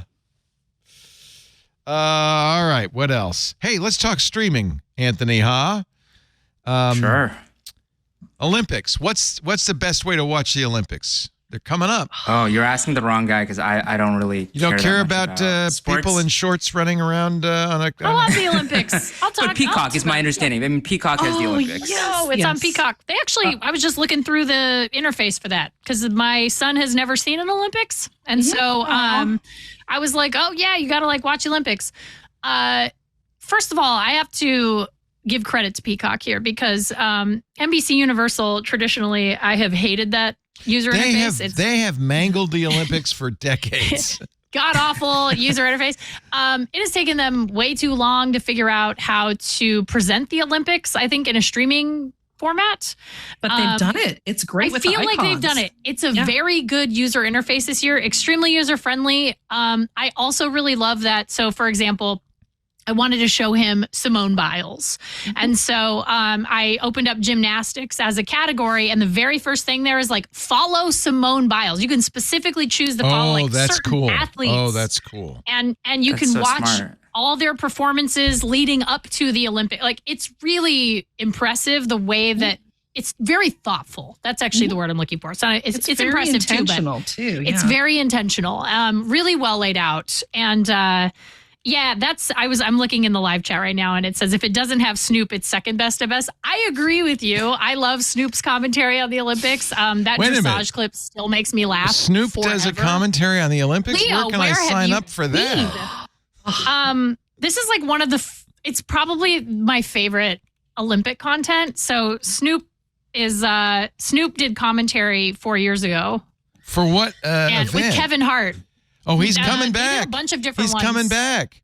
They have him. He's special correspondent for the 2024 Olympics. It was the funniest, literally the most entertaining content I think I've ever seen around the Olympics. It's the best thing ever. So if you can catch Snoop doing commentary about the Olympics, you will not be disappointed because he is very funny. And him and Kevin Hart did it last time. And I don't think they're doing it together, but I think Snoop is doing something on his own. I think Kevin Hart is partnered up with someone else this year. But I also really adore how Flavor Flav has become the official hype man for the women's water polo team. Yeah, somehow. I'm just so confused right now. Sentences we never thought we'd say have been happening a lot today, guys. Yeah. But yeah, the user interface on Peacock for the Olympics in particular is actually a very good example of, I think, how to do kind of a global sporting event the right way, as opposed to it just being well, now you have to pick through the schedule and set your DVR for each. You can just say, I want to follow U.S. women's volleyball. I want to follow YouTube women's track. TV does that I want to follow which this. is really nice. Yeah. There's a whole very good. category, and it will just automatically DVR everything. It's very good. Did you know that Snoop has his own breakfast cereal? Brought us Foods So I'm not making this up. Brody's. That's his. That's his real name. Oh, yeah, that's his real name. Snoop cereal, Fruity Hoops with marshmallows, Frosted Drizzlers, and Cinnamon Toasties. Feed that to your 5-year-old. See what happens. Yeah. So I want to speak up for YouTube. Do I as buy it another- at a dispensary or do I buy it at a grocery store? Because this is my good number one question. question. Like, I actually really need to know the answer to this. It's an important the question. journalism questions here. Yeah. Oh, wait a minute. YouTube There's is also good for Olympics, Leo. By the Calvin way. brought us maple syrup. Calvin brought us Mama Snoop's pancake mix. Oh my Mama gosh. Snoop's grits and Mama Snoop's oatmeal. I mean, I'm into all that. But He wait, needs I to want to team up ask with Lisa. Patty LaBelle and her pie. We empire. might have lost Aunt Jemima, Patty but we've LaBelle has a still pie got empire? Mama This is- Snoop. That's all that I'll matters. take Mama Yeah. Snoop. Patty like Mama LaBelle sells pre-made pies, especially sweet potato pies, and Ooh, she's built I'll take that. minor empire through Walmart over her pies. So That's some let's- Deborah Vance energy I can get behind. Yeah, no, this is I great. like that. Now, what I found, I Yeah, cannot Lisa, even tell me about YouTube. I cannot even begin to explain Wait a how minute. we I fell want into some this. Patty wormhole. LaBelle sweet potato pie. It's only Leo, $5.87. we gotta talk. Wait, we gotta go back. We gotta talk about YouTube. Oh yeah, YouTube. Oh, We yeah, gotta talk about YouTube. Olympics. Wait. I'm dying to hear about this because I did not watch the Olympics on YouTube at all 4 years ago, and I'm super curious about the experience there because I've heard now, Lisa, you're like the fifth person I've heard in the last 2 weeks mention the YouTube experience versus. I like YouTube if you go TV. to I'm a the YouTube official TV Olympics channel on YouTube, Are you talking can get YouTube also- or YouTube they're- TV? Just regular YouTube. YouTube itself, just regular YouTube. You go Oh. to regular YouTube itself, go to the Olympics channel, Okay. and you can get clips of almost every medal winner doing the thing that they're doing. But they also do in-depth athlete profiles and deep dives, and it's not American athletes. So you can look up. See, I like you can that. look up athletes all over the world. I do not even remember how we fell into this wormhole, but my family has spent literally hours watching the trampolining competition as because it's just you basically watch these people bounce up and down and do perilous flip combinations, and it's beautiful when they can get it done. And the one time we watched a competitor like miss the trampoline and fly off, like everyone on the couch was just like, ah! And that made it like this is a competition that was like 8 years old by this point, but it was like it was happening right now, and we were all and it was tremendously entertaining. The greatest trampoliner in the world is a Chinese gentleman named Dong Dong, and they just do this really big deep. Now you understand how the wormholes happen, and we just went through, and it was beautiful because you could go His through the name is Olympics what? channel and Dong Dong. Okay. And you could watch like the evolution of his career over 16 years, thanks to the Olympics channel, because they started when he was like this young, wiry adolescent and goes all the way through to when he's the grand old man defending his champion. Whoa. And he's the coach this year for the Chinese trampolining team. And so between Peacock and YouTube, I'm going to be looking to see how the trampolining does. That's And- like the Google Photos version of the Olympics where like they Yes. track you from like birth until like now. Yeah. And you're like, how did they even know this was a picture of me as a child? Right. Or there was a Russian gymnast, Svetlana Korkina, who competed from, I want to say like 96 all the way through to like 2008, which in gymnastics years was A long time. astonishing, especially Yeah. since that was the era where they threw 14-year-olds at the equipment and are like, you're not eating, go. Yeah. And she was great. And the Olympics has like multiple Korkina clips where you can look her up by year, or they did like a 13-minute retrospective saying you can trace her career with us. And that is what YouTube does. Is I'm not going to go there for live coverage, but if I want to do a deep dive on somebody like Allison Felix, that's where I'm going to go. That's like an interactive museum exhibit. That's really Yes. nice. I actually really appreciate that because sometimes I'll be watching an athlete and I'm like, man, like what's the deal with this person? Because I've now like either never heard of them or I'm just watching them for the first time and I'm always super curious. And a lot of times you might hear a commentator say something really interesting about them, but then you have no time for added context, right? And it's like they have to move on to all the other competitors. So that's really interesting. I'm going to check that out. Thank you. This is going to be the year for Olympics on streaming. TikTok has an Olympics hub. The Instagram account at Olympics has been posting training videos to its 8.2 million followers. NBC is partnering with creators across social media to cover events. You're going to see a lot of vloggers, TikTok stars, and so forth spinning up content from Paris. Google will showcase live scores medal ceremonies and highlights within the search results. Is it that this is just normally a slow time? I don't think it will be this August, but normally it's a slow time for news. And here's a chance. There's going to be a lot more coverage than in the past. 3,800 hours.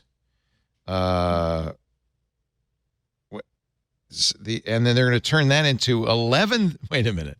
So there's 3,800 hours of competition, which will then turn into 11,000 hours of content. That means that's how the that pros sounds do right. it. Yeah. You got to have all those profiles of the moms crying in the stands. It's or like hamburger helper. reviews. You got 3,800 pounds of hamburger, but you put the hamburger helper in, and now you got 11,000 hours of content. That's a great analogy, actually. I really like that. We're the hamburger helper of content. Yes. The Olympics. There are new viewing options, as you mentioned, on Peacock that will let you curate your own coverage. Nearly every event, and this was a big problem in the last Olympics. Of course, it was in Shanghai, right? So the time zone was very different from the U.S. Not quite so bad. It was in Tokyo last time. Or Tokyo, I mean. It was Tokyo, in Asia, though.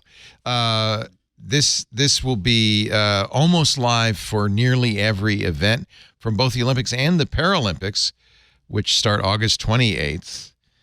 The Olympics Broadcast Studio, which confusingly is called OBS, will be creating a lot of this content and parsing it out to the various national. Is that like the Olympic Broadcast Service? Is that their official name? That's so literally, weird. literally what they call themselves. Wow. Yeah, it's gonna be. Even if you aren't interested, you're not gonna be able to get away from it, Anthony. Sorry. I accept that. OBS has more than doubled the multi-camera system it uses to capture multiple angles of the action for, bullet time, super slow-mo replays. It'll also use cinematic camera lenses, which are capable. Oh, that, you know what that means, depth of field, right? Artsier shots, enhanced depth of field, like you've seen in movies. OBS is relying on AI and cloud technologies. This is from an article in Wired to speed up the processing time so that they can use those shots within the live coverage. In the past, it's taken a lot of post-production for these things, but now they want to be able to do them in real time. 360-degree replays that spin the viewer around the athlete while they're sailing through the air. Sound will be recorded in 5.1.4 audio. So it'll be immersive. Hope you have a 5.1 system. Maybe a little Atmos for some. I haven't gotten that discount yet in my cart, on my Amazon cart yet. Get that. Sorry. Get that in your Amazon cart. Friends missing out. Could have, but I didn't get to. Broadcasters, Samsung, send me a Frame TV. like the Olympic Broadcasting Service and NBC, will use AI to pull together highlights. We're doing that already for some of our shows. It actually works pretty well to get clips. The AI is usually pretty good at picking clips. I mean, we have a human go through the bin and then say, yeah, that wasn't so good. But that's a good one. That's a good one. They'll be doing that for delivery straight to the viewer on TikTok and Instagram. How are they training the AIs to determine exactly what people should be seeing at home is what I want to know. Like, I don't know. I should talk to Anthony Nielsen, our AI guru, but I don't know what parameters you give him. But there are tools that we use that will go through the whole show and say, this was a good clip. You say 30 seconds or whatever. For something like this, I would imagine it's a lot of it's when a lot of us are talking and we're excited and a lot of people talking at once or something. You get signals from the media and context. the social media and stuff. Yeah. Well, there is actually a lot of human interaction involved in that. So the AI will come in, because that's what we do. Right. True of all AI. The AI will come in and then chop it up, and then you have to go in and select that one's all right, that one's all right, that one's all right. But it will take into consideration context and things like that. It will try to cut in together things that are supposed to be together, but sometimes it's not the best. But it works. It works. Don't be too thrown if you hear Al Michaels. They're going to use an AI-generated version of Al Michaels to narrate. Not like this. Nope. I guess that Al just gives me the ick. Al was too busy. He is 79. Maybe he just, doesn't have the energy. Yeah. The team He doesn't want to fly. Maybe that's gosh. it. The team It's a lot of trained flight. its Gen AI voice using Take Al like a Michaels' steamship. past appearances on TV broadcasts. And according to Wired, the results sound smooth, yet still unmistakably uncanny. Boone Ashworth. Yeah. Great. Writing for Perfect. Wired. Just what we're Good looking job, for. everyone. You could have like an AI version of John Tesh commenting on the artistic gymnastics at that point. Nobody would be able to tell the difference. Yeah. Find an announcer with less personality in their voice. Maybe it works. You know what I mean? But also just bring a good Just don't. human announcer. Yeah. Or just don't. Hire a good Crazy idea. announcer. Hire a great host. That's Anthony with the that's crowd. always Get Snoop Dogg. The I crowd hear hype. he's available. Hire Snoop. He's already in Paris. Come on, He's guys. already there, man. He'll bring the cereal. Leo's not going to be tied to the studio anymore. I know, I'm available. Fly out. So this will Yeah, be the Leo, AI Leo, Olympics. So watch. I mean, this, for people who are interested in tech, there is a lot of AI in what OBS is up to. AI will conjure up key info in real time and display it on the screen. Stats about athletes, probability percentages. They do that. I now see that on the Formula One broadcasts. AWS says, they're going to have to change tires between, 8 laps and 12 laps, that kind of thing. You see it on football games. The chance of that catch was 9.73%. That's just like BS. It's like BS stats. Like, what does that add to anything? NBC is incorporating AI into, get ready for this, its ad platform, with the goal of better personalizing the ads that play during the breaks. There it is. That's the one. That's Wow. guys, we did it. We found the purpose of We everything now they're doing. know what it's all about. Here from Deadline, NBC Universal leads into AI and upfront ad sales push. AI. This is what NBC told advertisers. The upfront is where they go to advertisers and sell those ads before the event. The AI technology will specifically be used to drive audience targeting and advertiser performance as marketers continue to seek ways to make their messages more precise. The AI offering analyzes large swaths of programming and digital content across the NBC Universal portfolio and pairs it with the company's first-party data to produce, get ready, quote, emotion-based AI-powered audience segments, end quote. Sounds like a lot of buzzwords. I say that just sounds like a buzzword salad to me. That sounds like a Caesar salad buzzword. That's what we do every no, week thank you. here. We create emotion-based AI-powered audience segments. It's NBC says it's developed 300 segments that help advertisers match content to viewers. So it's programmatic buying. Wow. But, they look at Google and they see how much money Google's making with a similar system. And they say, well, we got to be able to get this on TV. Among the other ad enhancements coming to NBCU, virtual concessions, which lets viewers getting set to watch live sports or movies order food, beverages, and other items for delivery. Oh man, this is how injuries happen. Another new offering. Now this isn't just the Olympics. Now this is going to be everywhere. Another new offering is called Must Shop TV. Okay. I feel like I've gotten pitches for NBC and people doing like this for years. So they're I gonna. had thought X-ray, that like, the I know peak of X-ray this is kinda like technology that. was like when Hulu was running Taco Bell ads after 9 p.m. I thought that was literally the best time time for I gotta tense say, breakfast. The application, the very specific application of this that I still haven't seen that is infuriating to me is like on X-ray, like I would be more prone to using something like X-ray if I could use it across every streaming platform love and if it could X-ray. identify a piece of clothing for me Well, and be that's like, what they're this is talking a about. Gucci handbag, Get like here's where you ready. buy glasses, especially ready. glasses. Do you know how So- hard it is to identify frames Yeah, on usually television? you have It's great hard. frames. Where's your glasses? You're wearing contacts today. Oh, I mean, well, You're yeah, I famous don't need for your them frames. I need them for distance, not for close. But I've got a Ooh, bunch look of at new that. stuff. Those are I sharp. have a lot That's of new like stuff these aviator, days. rose-tinted Yeah. aviator glasses. I got a bunch of new stuff hanging around. I got some purple ones that I just got, like a few. So look like for my shopping. prescription changed. Just like you talked about, kind of like X-Ray. X-Ray's a Amazon Prime streaming feature where you're watching a I movie. know Lens can do it. Google Lens can do it, but it's like it needs to be baked in across. It's baked in. It Listen. cannot come from. It Listen. cannot come from like one streamer or one company because it only applies to Well, that's their true. stuff. It has to be Right. like an independent You want to company be able to that point can be at incorporated anything, into all of it. anything on the screen and say, I want to buy that, and that. Yeah. Give me all Oh. that stuff. Gosh, So- the business infrastructure behind that would just be. Tremendous. Impossible. Oh, you know I'm who could do imagining it? the revolts Amazon. with costumers too. Amazon of course. sells all the crap that's on the screen. They could do it. Anyway, Must Shop TV, which is only NBC, will be on Below Deck, Love Island USA, Southern Charm, Summer House, Top Chef, and Winter Hours. All the reality TV. Reality channels TV, and TV it'll all shows. have That makes e-commerce. sense. So you can say, I want that outfit, and you'll be able to click a button. All the shows where you don't worry who's selling out because you know the whole thing is a sellout. They're already selling Well, out. Yeah. They already, exactly. What is the Amazon fashion show? I'm somehow compelled to watch it. It's not Project the one Runway. with Heidi Klum in with it? Heidi Isn't it Klum. called Make It Work or something? Making the cut. it's like Making the making cut. the cut. Making yeah, the there you cut. go. Okay. And the prize is good. you get to sell your frock on Amazon. You And get your own like featured Amazon. It works. Like Lisa fashion. has bought.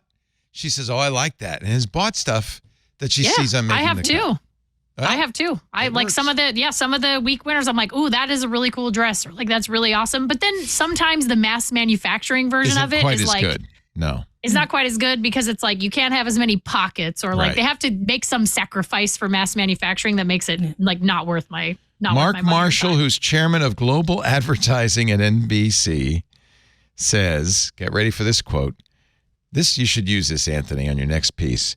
Television today is a full funnel performance vehicle. A full funnel performance vehicle where marketers can launch, build, and grow their brands across any screen at scale. They're working to get one platform total measurement so that they can tell everything Ashley Esqueda has watched in the last 24 hours on any platform anywhere. Because that's It's the all problem. Elden Ring videos. It's all theory crafting Hey, whatever videos it for takes. Elden Ring. Whatever it takes. There's like But that's the Hello. problem is it's all fragmented now, right? Nobody watches, just sits and watches Channel 4. So they have to measure that. And then it's welcome to your full funnel performance vehicle. Doesn't sound like I much feel fun like they to always drive. promise that, and then like the data itself is always like really janky, and, Oh, yeah. and you're sort of trying to put That's it together. That is That's- that that's is the eternal history. data problem. Yeah, that's the history of advertising, right? It's That's just advertising. That's digital media. That's how it works. That's how it works. that's company intelligence. That's customer service. That's if there's data, it is by its nature outside the silos we try to keep it in. I'm just thinking, I'm looking at your backdrop, and I think that is a perfect backdrop for a Mint Mobile commercial, Lisa Schmeiser.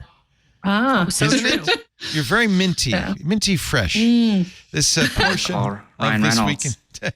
Yeah. Can you get Ryan Reynolds in here? This Week in Tech brought to you today by Mint Mobile. Oh, I love a great deal as much as the next guy. I'm not going to crawl through a bed of high-performance funnels just to save a few bucks, but it's got to be easy. No hoops, no BS. So when Mint Mobile said it was going to make it easy to get wireless for, get this, $15 a month, all in, with the purchase of a 3-month plan, I called them on it. Turns out it really is easy to get wireless for $15 a month. In fact, I ended up signing up for life. The longest part of the process, the time you spend on hold, waiting to break up with your old carrier. They don't want to do it, but they've got to. They've got to let you take your number with you, and you could say goodbye to those what is your cell bill? $90, $100, $150 a month? How about $15 a month? To get started, go to mintmobile.com/twit. I actually signed up for the year plan the minute I could. It's amazing. But, toe in.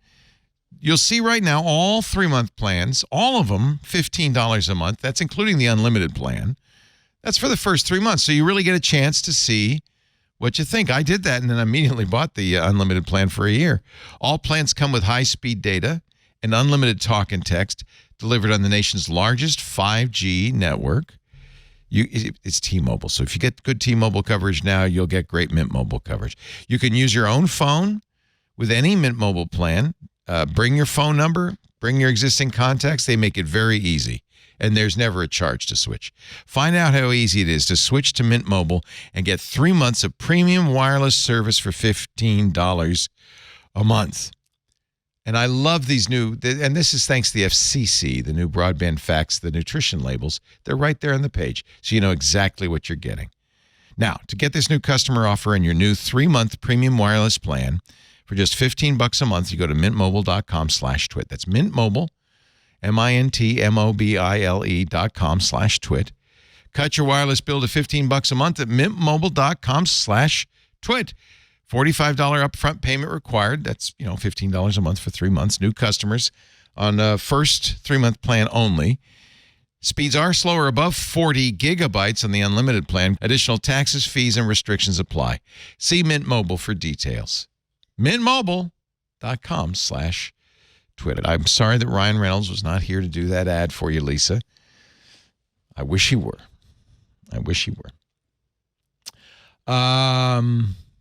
More security news. The judge has dismissed, and this kind of disappoints me a little bit, the SEC's suit against SolarWinds. Remember the SolarWinds hacks? You must have covered those, Lisa. We did. The Sunburst attack. Russian hackers conducted one of the, according to Cyberscoop, most audacious cyber attack campaigns ever. The Security and Exchange Commission sued SolarWinds, saying they didn't adequately disclose the attack that began in 2019 and was discovered in 2020. Why do you think there are now all of these policies in place requiring companies to disclose breaches to the federal government? Right. That SolarWinds is what's kicked it all off. Right. Because it was appalling that they were not going to say anything about it. U.S. District Court Judge Paul Engelmeyer wrote, "These do not plausibly plead actionable deficiencies in the company's reporting of the cybersecurity hack. They impermissibly rely on hindsight and speculation. However, the claims of security fraud were sustained." He dismissed other SEC claims about separate companies' cybersecurity assertions. The SolarWinds breach ultimately led to hackers tied to the Russian government, infiltrating at least 9 federal agencies and hundreds of companies. One of the things the SEC wanted was a refund for the government agencies that bought SolarWinds. They wanted their money back. Oh. Engelmeyer's ruling is largely a victory for industry officials who said the charges would create a chilling effect in the field that would make individuals less likely to probe for vulnerabilities if they could face legal ramifications later. That makes sense. Tim Stark's writing in Cyberscoop. I mean, that's legit, right? You want people to report. You want to make them report. And if they're then liable, well, maybe they should be liable, though. I mean, they're liable because they screwed up. Mm-hmm. What do you think Crowdstrike's going to face? Will there be lawsuits? I would imagine. Who has standing to sue, I guess, is the question. Well, if you're Delta Airlines and you grounds? lost $100 million on flights you couldn't fly because you were getting blue screen of death on all your terminals, But were they forced to upgrade or did they voluntarily upgrade? That's a good question. Mm. Yeah. Well, I think this case will probably be cited. The case was basically thrown out on Thursday. Yeah, if the case that was thrown out gets cited, though, I mean, if... Well, no, the judge's decision, though, will be cited because he said, look, it's hindsight. Mm-hmm. Right? Yeah. All right. I mean, you'd also have to take a look at the terms of service for the contract too, because if the terms of service would have to say we will make you whole if there is a flaw in the product and we forced you to upgrade and you had no other choice. What do they almost always say? Is no warranty of its serviceability is offered. You're responsible for anything that happens that's bad. We didn't do it. We're off the hook. They always say something like that. CrowdStrike, though, specifically because it has those unique permissions, because I would imagine there's probably a likelihood of those updates being forced because they have to be collectively all the same. those systems all have to be running on the same version. Like there's not a non-zero chance that those are not voluntary updates. Like the fact that they all happened so quickly and right. That's I'm like that's like I would imagine, if it wasn't like a forced update or a collective I guess it would be a collective. I'm sure it was an automatic update. Let's put it that way. Yeah, like it's an automatic update. So I don't know. If I'm the company, what I'm arguing is you have the option to do automatic updates or manual updates. You are presumably tech professionals who know who can make assessments as to which works best for you. Dr. Du in our Discord does point out that for the government customers, they have FedRAMP, and the terms of service in FedRAMP do have a service level agreement, so they do have an obligation to perform. So we'll see. Maybe the SEC will go right back to court and say, "Hey, we got another one for you, Your Honor." Yeah. I know it feels like, it wasn't malicious. The question is, was it negligent? And I think no one really knows yet if it was negligent. It seems to me to release something like that crashes computers, every single one of them, it's negligent to release that. You should have tested that and would have seen that before we released it, right? I know we need more information to know. That's the bottom line.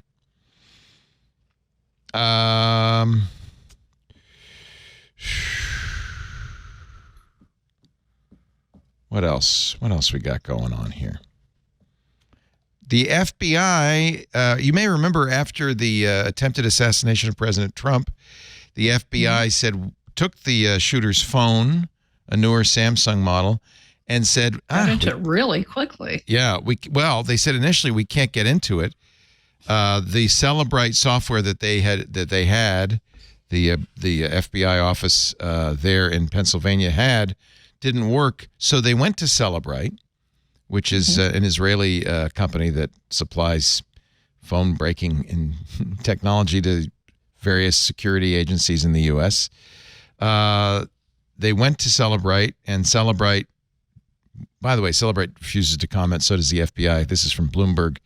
The local FBI bureau in Pittsburgh held a license for Cellebrite software, which lets law enforcement identify or bypass a phone's passcode. It didn't work with the shooter's device, according to the people who said the deceased shooter owned a newer Samsung model that runs Android. The agents called Cellebrite's federal team, which liaises with law enforcement and government agencies. Within hours, Cellebrite transferred to the FBI and Quantico additional technical support and new software that was still being developed that worked. Once the FBI had the update, unlocking the phone took 40 minutes. So it's you know what? Good to know. Cellebrite says about a fifth of its public sector work is for federal customers. The rest is probably local law enforcement. The company, this is again from Bloomberg, has repeatedly defended itself against criticism from privacy advocates who've argued that using such technology amounts to unethical hacking and has been used by foreign governments against activists. The company told federal regulators in 2021 it had stopped operating in certain locales, including China and Hong Kong, over human rights concerns. Cellebrite says its software is used to unlock seized phones only in legally sanctioned cases and never for surveillance. So the company gets to decide what the human rights grounds are? Yeah. That's it worked. As I remember, I don't think they got anything of huge value, but they're still investigating, so maybe they will down the road. Let's see. Hey, this is good news, and Apple deserves some credit for this. Apple has invested, or it's committed to investing $2.5 billion in creating affordable housing in California. They've been doing this since 2019. They've committed $2.5 billion and have at this point invested, or by 2021, I should say, had invested almost half of that.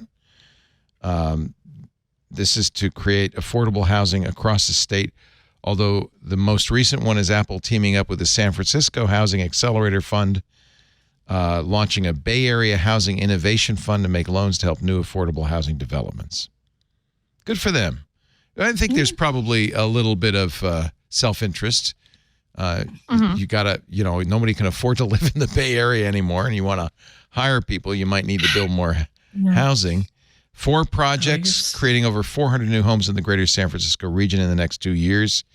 Oof, that's not a lot of houses, though. Yeah. I was going to say, well, that's the big problem is they have to also defeat the NIMBYs, which is like, that's the hard thing is like actually getting the approvals for these types of affordable housing developments to go forward. That's like, that's the challenge. The NIMBYs on the peninsula are like Solvent level. It's unbelievable how effective they are at blocking new housing. So this is, I guess you got to pick your locale. Apple's investment, this is from Apple Insider, and this new initiative brings the company's total to $1.6 billion of its $2.5 billion planned allocation. So far, it has contributed to projects that have benefited over 60,000 Californians with more than 90 developments and 10,000 housing units. Separately, Apple says that it's also helped over 35,000 Bay Area residents who are at risk of losing their homes. Yeah. They've also assisted 2,500 first-time buyers. Let's say, Leo, the question I have was with this story, and I'm sorry if I missed it.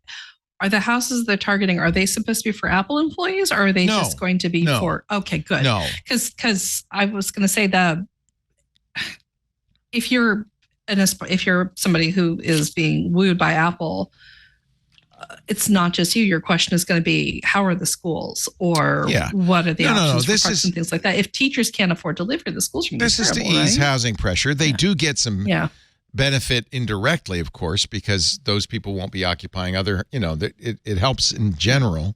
But I think this is really part of, they want to make more affordable housing options. Presumably, if you're working for Apple, you don't need affordable housing, I would imagine.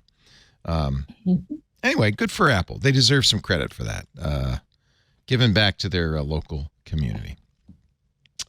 Let's take a little break. You are watching This Week in Tech. Lisa Schmeiser is here. What is no jitter? What is no jitter? What do you do? What do you do? So no jitter. No jitter is a term that goes way back to the early days of telephony and networks. And as you know, all data is basically just ones and zeros that move from one point to another.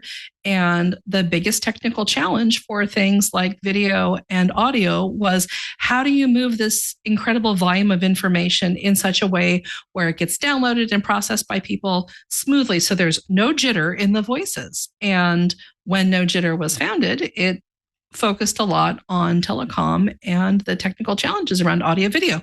We've since expanded our brief, so we're just taking a look at the challenge of how do you move information from point A to point B to help people successfully communicate and collaborate.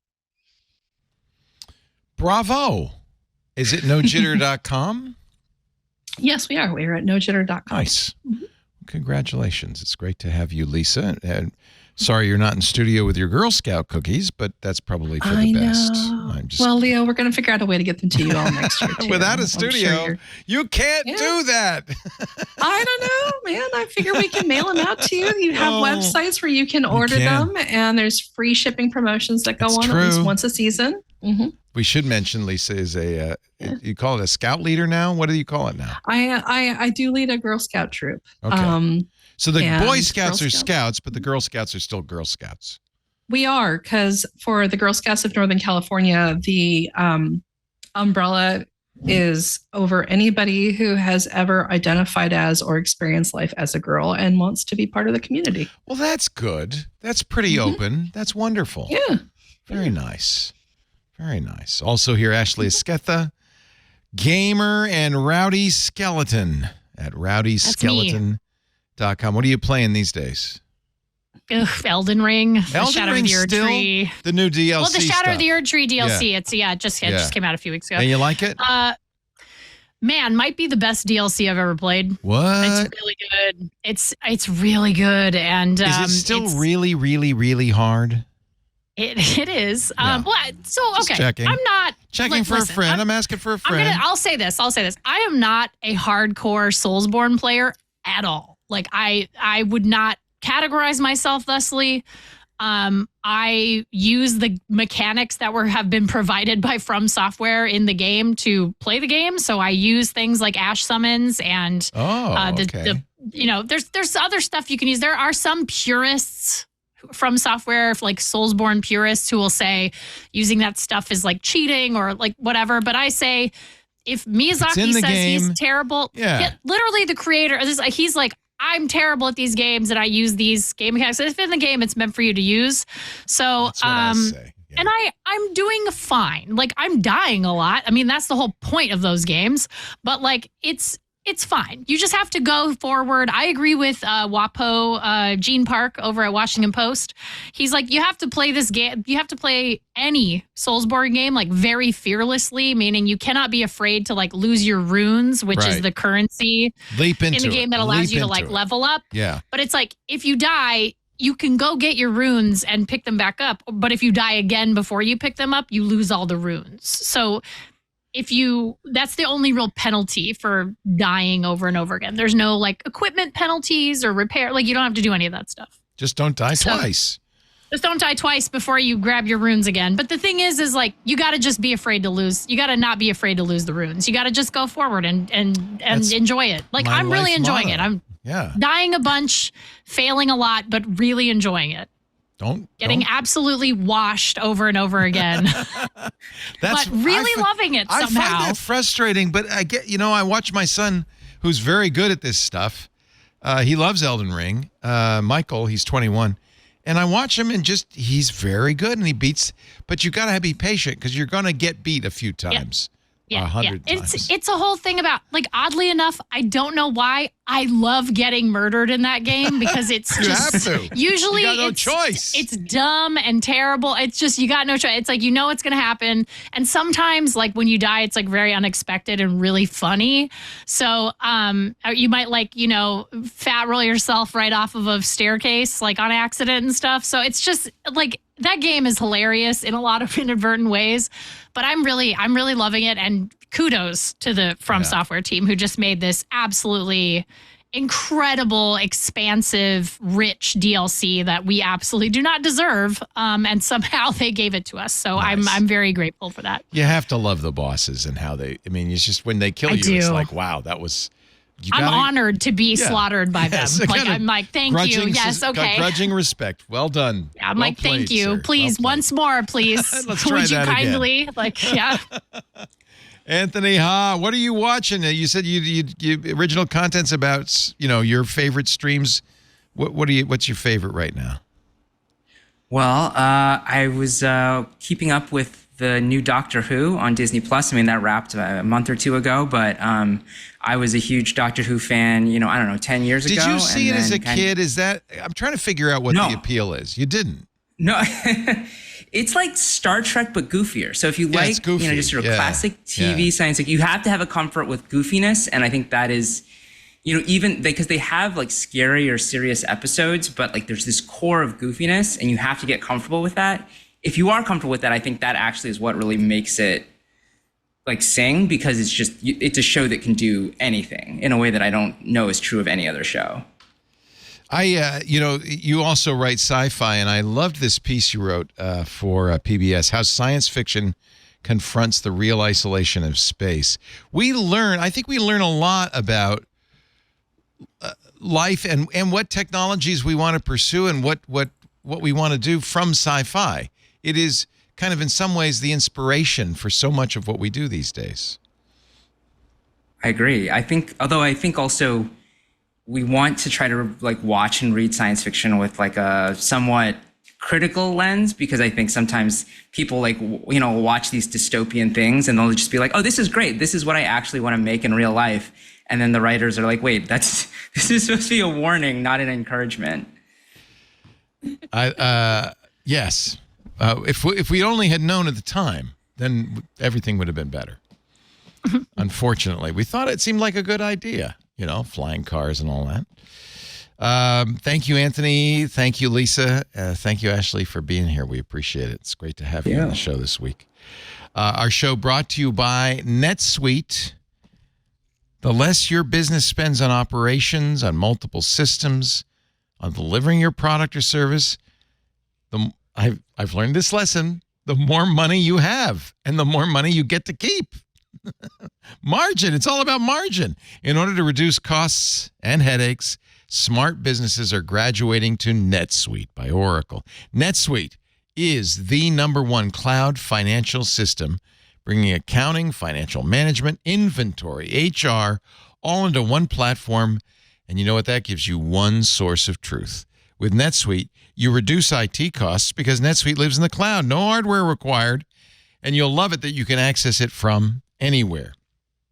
You cut the cost of maintaining multiple systems. You've got one unified business management suite, which means you're going to improve efficiency by bringing all your major business processes into one platform, slashing manual tasks and the errors that they produce. Over 37,000 companies have already made the move, so do the math and see how you'll profit with NetSuite. By popular demand, NetSuite has extended its one-of-a-kind flexible financing program for a few more weeks. So don't delay. Go to netsuite.com/twit. That's netsuite.com/twit.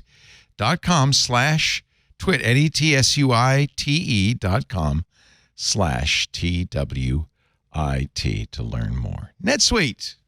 We thank them so much for supporting our little program here, our little show we call This Week in Tech.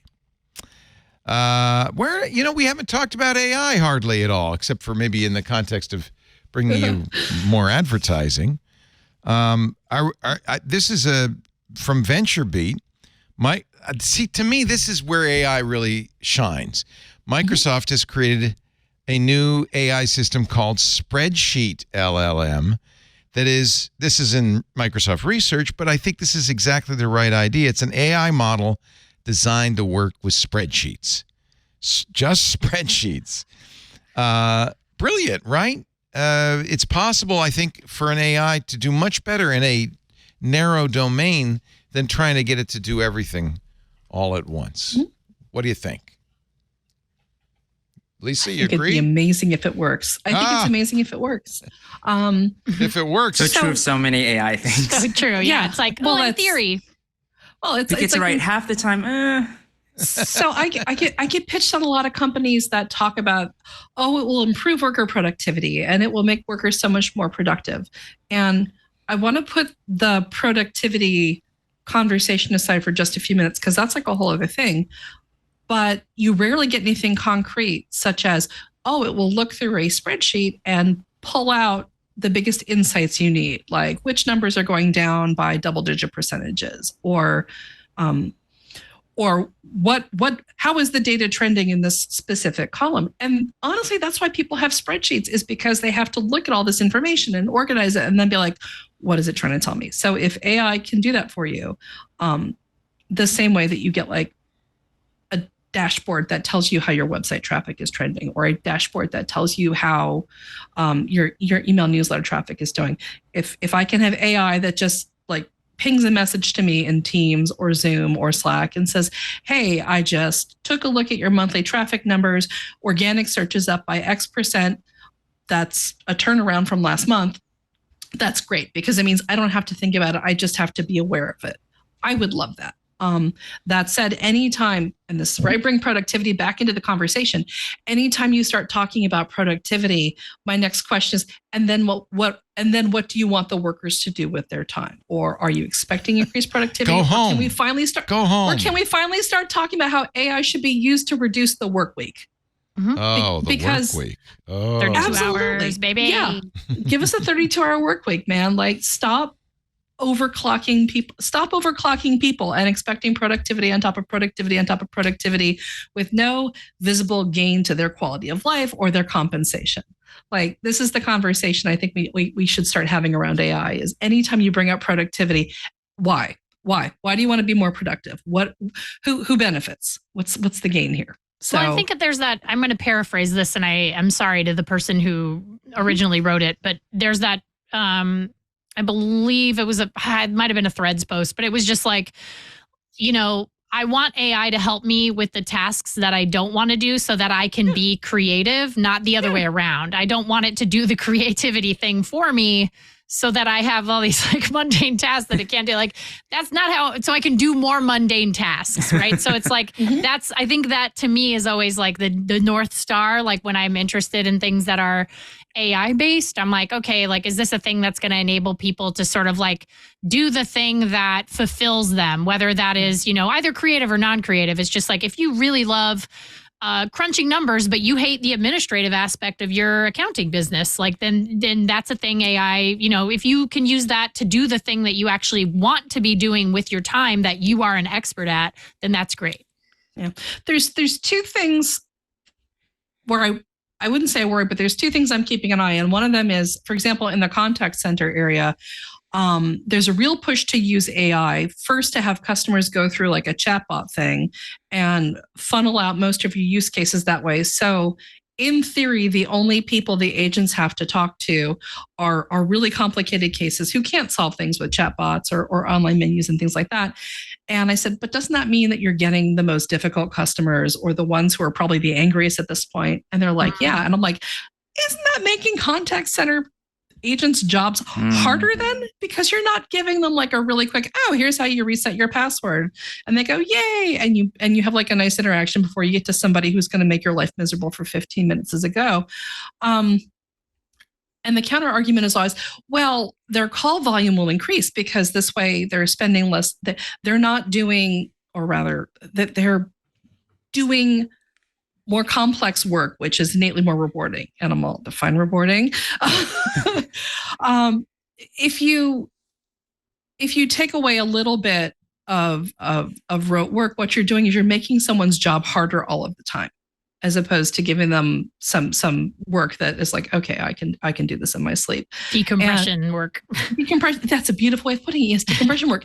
And the other thing I'd argue is in a lot of professions, you do kind of have to do rote work to nail down the fundamentals before you can get to the interesting and complicated stuff. For example, in law, you're writing contracts for a year, but the truth is you can then write a contract back and forth in your sleep and you know what to look for to see if someone screwed up a contract in a way that benefits your client or not.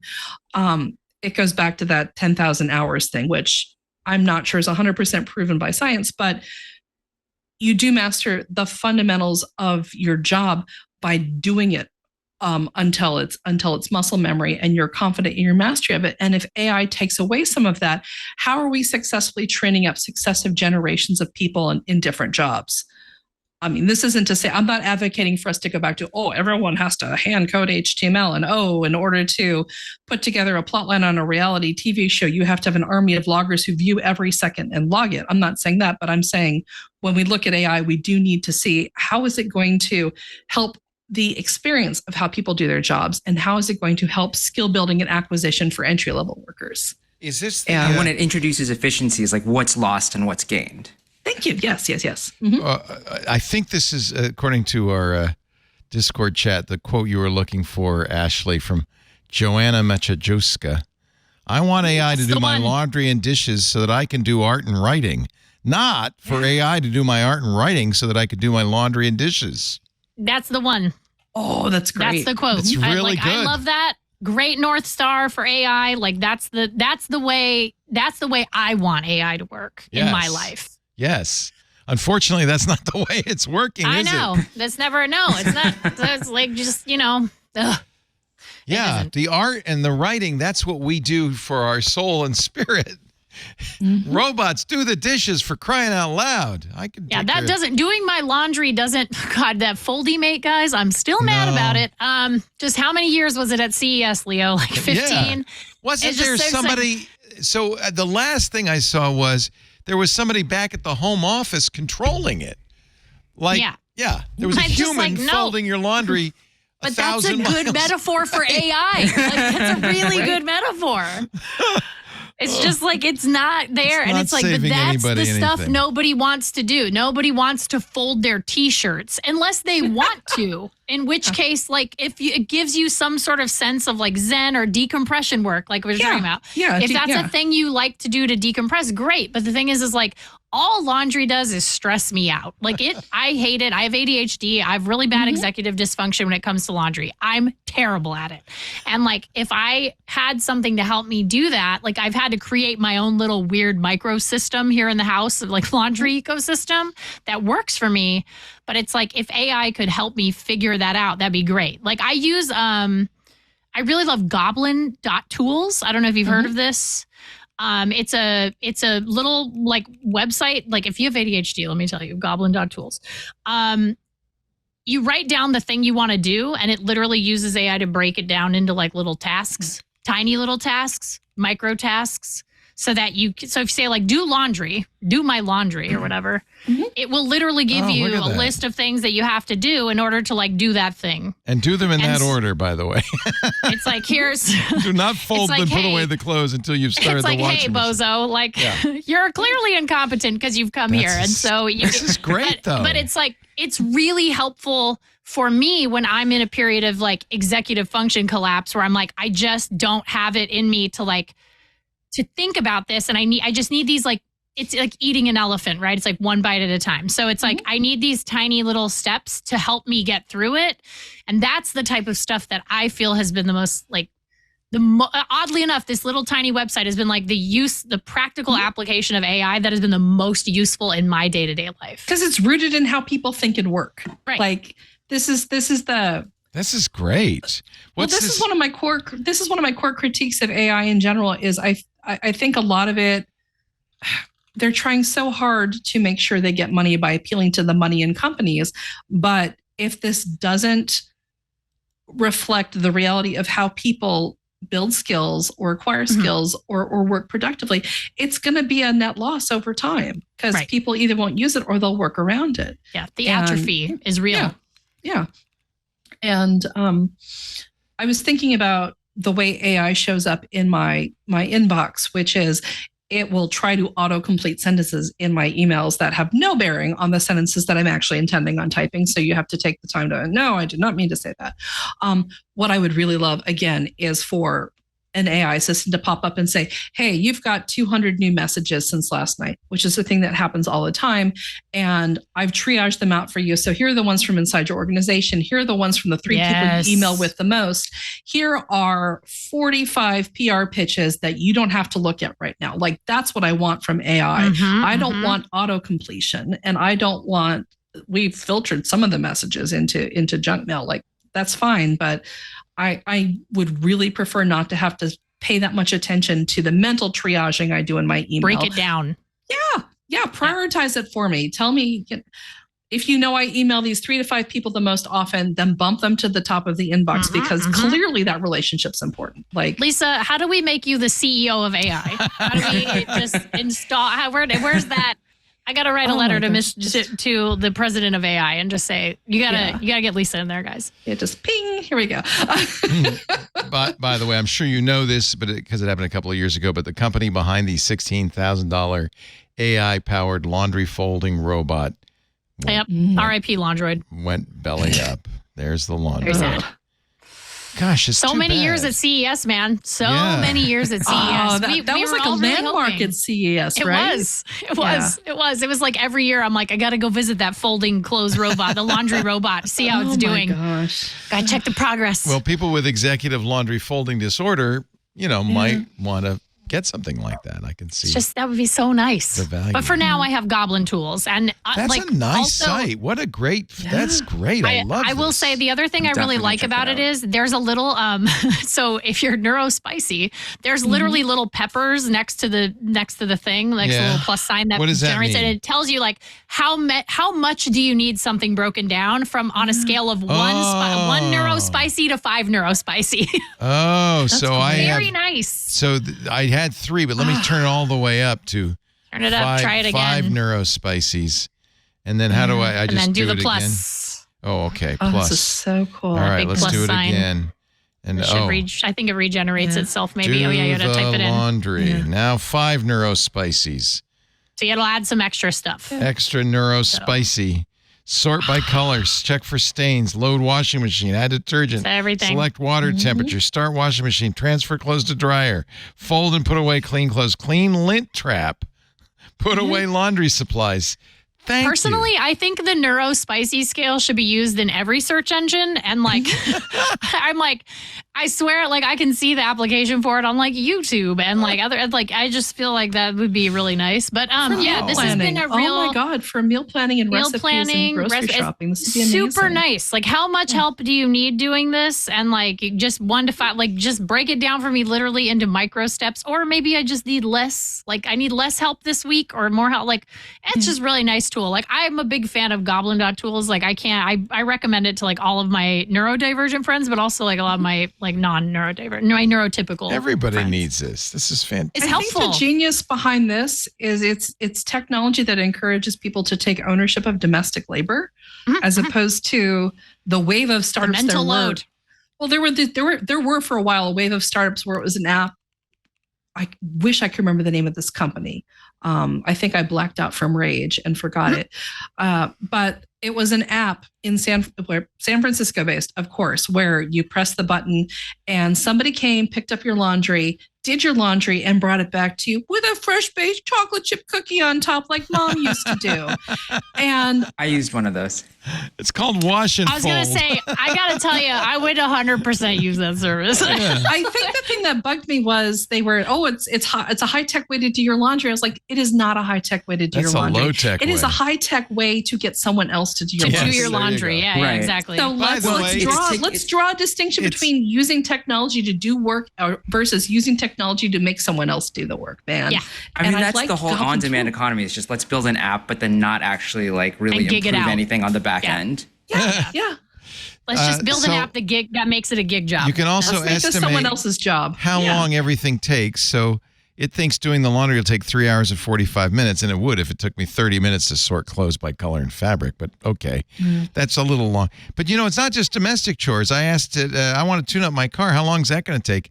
1 day and 14 hours. Some of these estimates are a little bit. I think they go by they just add up the time breakdown of each micro thing, and then it's like a crazy amount of time. But some of them, it yeah, take 2 hours to some of them are- replace burnout lights. I don't think so.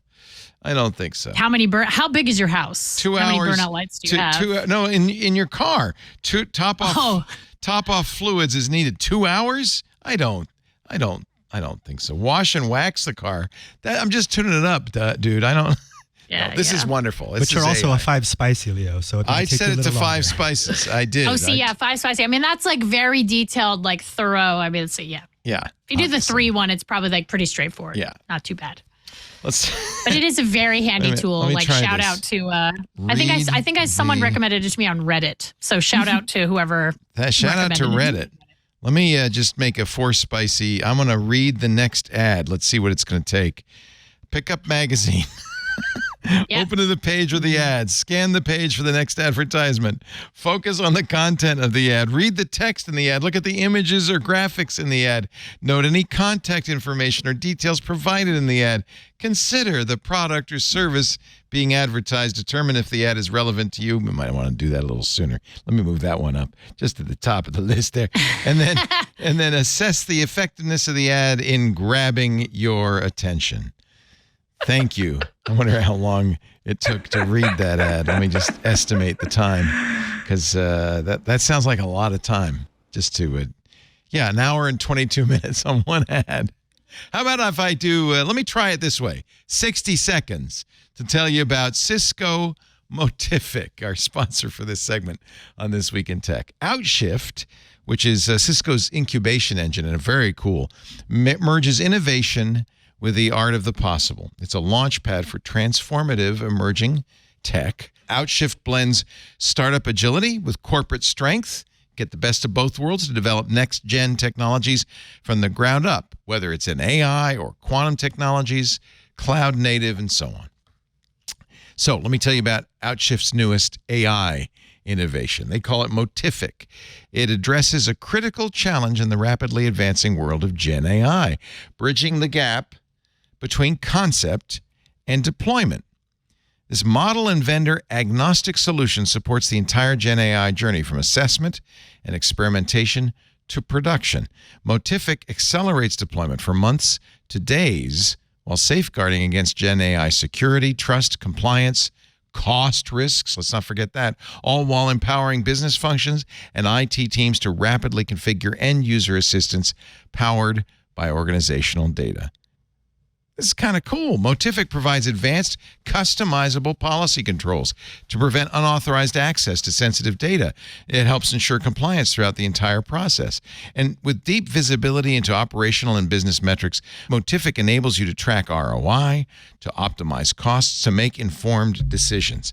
By offering a centralized view, Motific deters shadow AI usage and empowers teams to innovate responsibly. Move beyond the constraints of traditional AI implementation. Utilize AI deployment that is as responsible as it is revolutionary. Ensure your projects are not just quickly launched, but built on a foundation of trust and efficiency. Visit motific.ai to learn more. motific.ai to learn more. Motific.ai. Very cool. Unlock ROI faster, gain insights, streamline Gen AI deployment with motific.ai. Wow. I've got so many notes here. I want to try the Goblin Tools. Bethesda's Game Studio. Now, I was a little... How did you feel, Ashley, about the Microsoft Activision acquisition? Was that okay? Did that do okay for you? Well, full disclosure, I have worked with Microsoft Xbox, so I don't know if I'm the best person to comment, but I also it's like I understand why they wanted to purchase Activision Blizzard King, and I think a lot of people forget about the King part of it. King, it was mobile, which right? is a very Mobile. important part of the purchase. But yeah, acquisitions are always hard, right? Because there's always people who get made redundant. I mean, my husband was part of the Activision Blizzard layoffs earlier this year. So, I'm so sorry. No, it's fine. He's got a great job now. It's like he's doing fine. But yeah, it's one of those things where, and my brother still works at Blizzard, so I'm very kind of close to that situation. But I just think it's always hard, and I think just in general in the industry, I think we can all agree that we've seen this massive sort of effort by the bigger companies in the industry. So the Sonys, the Microsofts, to snap up a lot of independent studios. And, it does make the industry smaller, right? Which is which is never a good thing. You always want a big, robust that was my industry full of yes. Yeah, it's diversity you always want is a good thing, right? It's always a good thing. And so and also independent studios are important because we see games from them that we might not see from a bigger publisher that owns a studio. And so there have been so many hit games and also really artistic games that push the boundaries of creativity that have been from indies or single developers even. I mean, Animal Well is a really good example. This came out earlier this year. It's a really incredible game. And Billy, the guy who made it, just worked on it for a really long time. And it's just an amazing game. It's made by one guy. So it's just, this is, it's hard. And I understand why it happened because money was very cheap for a long time, and it was very easy to make these acquisitions, and there's just a lot of factors that go into it. But it also, again, I see the effects of it in both gaming and the streaming industry is also suffering from this, where there was a lot of acquisitions, and we're seeing people are having a harder time finding jobs because it's more competitive. There are less roles available, and it's hard for a lot of people in these creative mediums. I'm sorry to hear that your husband lost a job. That was one of the concerns, of course, is layoffs. Microsoft a few years earlier acquired Bethesda, creators of Fallout and many, many great titles. Bethesda's game studio workers have just unionized, which I thought was very interesting. They're under the Communication Workers of America, which is this is a big story. Yeah, I mean, I think it would have been a bigger story this week had there not been so many news stories this week. Yeah, this is the last one in the bucket. We're got down I think to the it bottom broke on Friday too. Yeah, in the middle of the CrowdStrike stuff. So 241 developers, artists, engineers, programmers, and designers signed a union authorization card. Microsoft recognized the union to their credit. It's also Elder Scrolls. It's also Starfield, which maybe was a little bit of a disappointment. But Bethesda does good stuff. And actually, I'm thrilled to see them. I'm thrilled to see them organize. Maybe I think this is a long time, very needed thing in the gaming industry. Like, I think this has just been like a long time coming. I think the unionization of game development is something that I think got staved or like delayed for a long time because of how much money was in the industry and how much. But now that we're seeing sort of a consolidation of a lot of different, like, a lot of different things. And a lot of different elements in the industry. He was not in a union when he was laid off. No. Yeah. He worked for Activision Blizzard for esports, and so when that merger or like when the acquisition closed, like it was really funny because they split Activision and Blizzard now are like their own separate entities under Microsoft, but before, when they were just ABK as a company, it was like there was a business unit that was like Activision Blizzard. Sports. And so it just couldn't exist anymore. It was like a weird thing where like it didn't. Because parts of Activision are unionized. The QA division is unionized. Blizzard in Albany and Raven Software. And ZeniMax has some. Yeah, there's I think, again, like this is kind of it's a long time coming and it's still going to take time. But it's definitely, I think there's just going to be more people who feel like they have less to lose by unionizing. And like that is true in, I'm going to say like the media, like even in like tech media, we've seen a lot of tech websites unionize. Right. We've seen a lot of that. I mean, it's just, and Hollywood, like the traditional studio system is already unionized and like, to their benefit, like they're able to, go on strike and ask for, better working conditions and protections. And so, I think this is kind of a long time coming just in the industry, and it's not just exclusive to Microsoft. I think it's just an industry-wide thing that is like, maybe we start seeing a tipping point here. We'll see. Yeah. You could even argue that unionization leads to innovation because people feel safer at work. Right. Yeah. People running the tech companies will not make that argument. No. I agree. No. Well, there was an interesting article that came out about a lot of Japanese game developers and how Japanese game studios, like their turnover rate is like very low. So, and one of the reasons why is because Japan has a lot of regulations in place that are worker protections for against layoffs. Like there are a lot of feel a need for a union, maybe. Well, it's like I think that there's not really, it's not even a need. It's just like they feel They're protected enough. Yeah. Yeah, they are protected very well. Yeah. And so there's, and also like, I mean, you look at companies like Nintendo, Mario Wonder came out last year, Super Mario Wonder, and, the same 5 guys, like one of them might be uncredited on the game, but could have potentially worked on it anyway.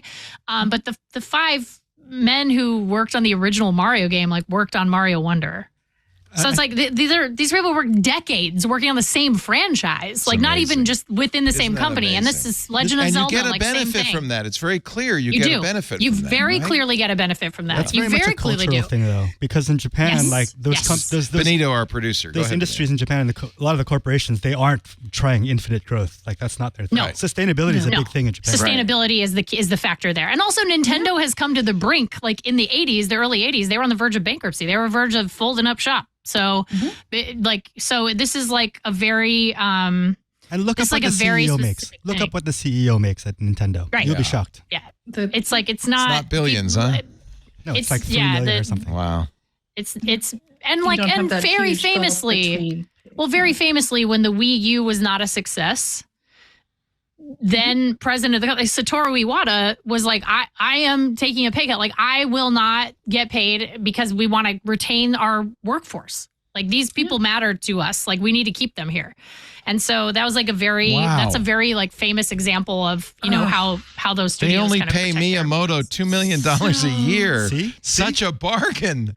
Oh my God. So envious. Find out how much the president makes $2.5 million a year. What does the president of EA make? Oh God, can you imagine? Well, like Zaslav is a good example, and he's not in games, but it's just like It's Take a look at the way the value of the company dropped over the first year he was in charge, Right. though. I would love to know what that's going to do to his pay package, if anything. The president of, the CEO of EA makes $25 million a year. 25.6 million last year. That's 9 to 10 times more. The president makes $12 million. Yeah. And Miyamoto the disparity is arguably... between like minimum wage and it's like, It's astonishing what the gap is in this country between the lowest it's very paid large, worker. Right. very large. So I don't know as much about how this plays out in gaming, although I understand that obviously, there's a lot of really rough working conditions with like crunch time and things like that. But like, I think my understanding is that certainly in Silicon Valley, there was like a very aggressive effort in like the 70s and 80s to be like, don't unionize. We will basically do a lot of like propaganda we'll take care and of concessions. You. Yeah. And then That was the Reagan era. And No, that's in the 90s, Leo. I was to say the 90s and the early aughts as well. Oh, okay. I did a reported piece in the 90s on whether or not web programmers and web developers would ever unionize, and several of the people I talked to who were developers working crazy long hours were saying, no, we'll never unionize because it's a meritocracy and the talent always rises to the top and gets compensated fairly. Like that was the myth that they were being sold from management on down, even as far as the 90s. Yeah. And my hope is, I don't think it's a good time, but I think that one of the opportunities of a moment when things are not great in tech or in media is that people sort of realize that, actually, I'm not going to be taken care of forever. Nope. Maybe I should actually, find ways to, get more power in the workplace. Yeah. My job isn't actually a family. Wait, it's just wait it's a minute. job. Like, No, but I just want to tell everybody who works at Twitter, your job is a family. You are. Oh no! So you know. That's the worst thing let's you could radicalize possibly Twit. No, Benito, you're in the family. Workers of America. Don't forget it. It feels like a family, but it isn't. You're right. It's a job, and everybody has to get fairly compensated. That's just the way it works. Are you excited about the new Nintendo Switch? Anybody? That's rumor. Like I've only seen rumors about. I'll buy a new I really one. liked the Nintendo Direct in June. That was cool. Yeah. That was Yeah. new Metroid. I'm ready for new Metroid. I'll Metroid. say that much. Like that looks awesome. It's been so long. It's been in development for a long time. There you go. I'm ready. Ashley, so nice to see you. Congratulations on getting 5 years out of your kid. Really well done. I kept him alive this long, Leo. You kept him alive longer than anyone ever predicted. No, you're doing a great job. True. If your child is Odds singing... makers in Vegas are paying out right now. That's terrible. Everything else is just a bonus. That's right. Yeah, everything else now from this point is just a bonus. Yeah, That's thank terrible. you. No, it's great to see you. RaddySkeleton.com is the company. If you are an executive and you've got to present, if you're anybody who has to get on camera, that's a challenge. It's hard. It's not part of your job, and yes, it is. Yet it is. Yeah. And if you're a PR team and you don't have the time to, or if you want to focus on crafting your message, you can always call us and we'll help mold and shape your spokespeople to deliver your message as best as possible. Call the Chief Executive Skeleton at That's me. RaddySkeleton.com. Thank you, Ashley. It's great to see you. Thanks for having me. Thanks, Anthony Ha, originalcontentpodcast.com. If you are into original content, and who isn't these days, we're in a kind of wonderful time for original content. All the TV shows, movies, and documentaries you can stream. And, of course, a weekend editor at TechCrunch. Usually there's no news on the weekend. Ha! Just a little busy this weekend. It's nice It was an exciting weekend. Thank you, Anthony. It's always great to see you. But I'm glad thank you for inviting me. I'm really glad I was able to make it. And, of course, the wonderful Lisa Schmeiser, nojitter.com, where she's editor-in-chief. She's in her little dew-covered, grass-thatched cottage in the beautiful... Usually you come in here, and I'm sorry that going forward there'll be no here to come into. But, I know, me too. Yeah. But I'm looking forward to the creative workarounds you guys will have to stoke community. It'll be fun. The locals. Yeah, and really what it's going to end up being, I think it's more than just shutting a studio down. I think it has something to do with changing how we think about what we do, from shows to kind of community. And I think this is a very exciting time, actually. You know, we were early on in the podcast revolution, first podcast in October 2004. Been doing this for almost 20 years now. But I think that there's an opportunity to go beyond the idea of a show, a beginning and an end. But I've always wanted to use our community in some way because our community is so great. By the way, if you're not yet a member of the Twit community, please join us. Club Twit is only $7 a month. Great benefits, ad-free versions of all the shows, video and shows we put out in public as audio only. You get video for all the shows. You also get access to our special events, and there are going to be a lot more of those inside the Club Twit Discord. Discord is fantastic.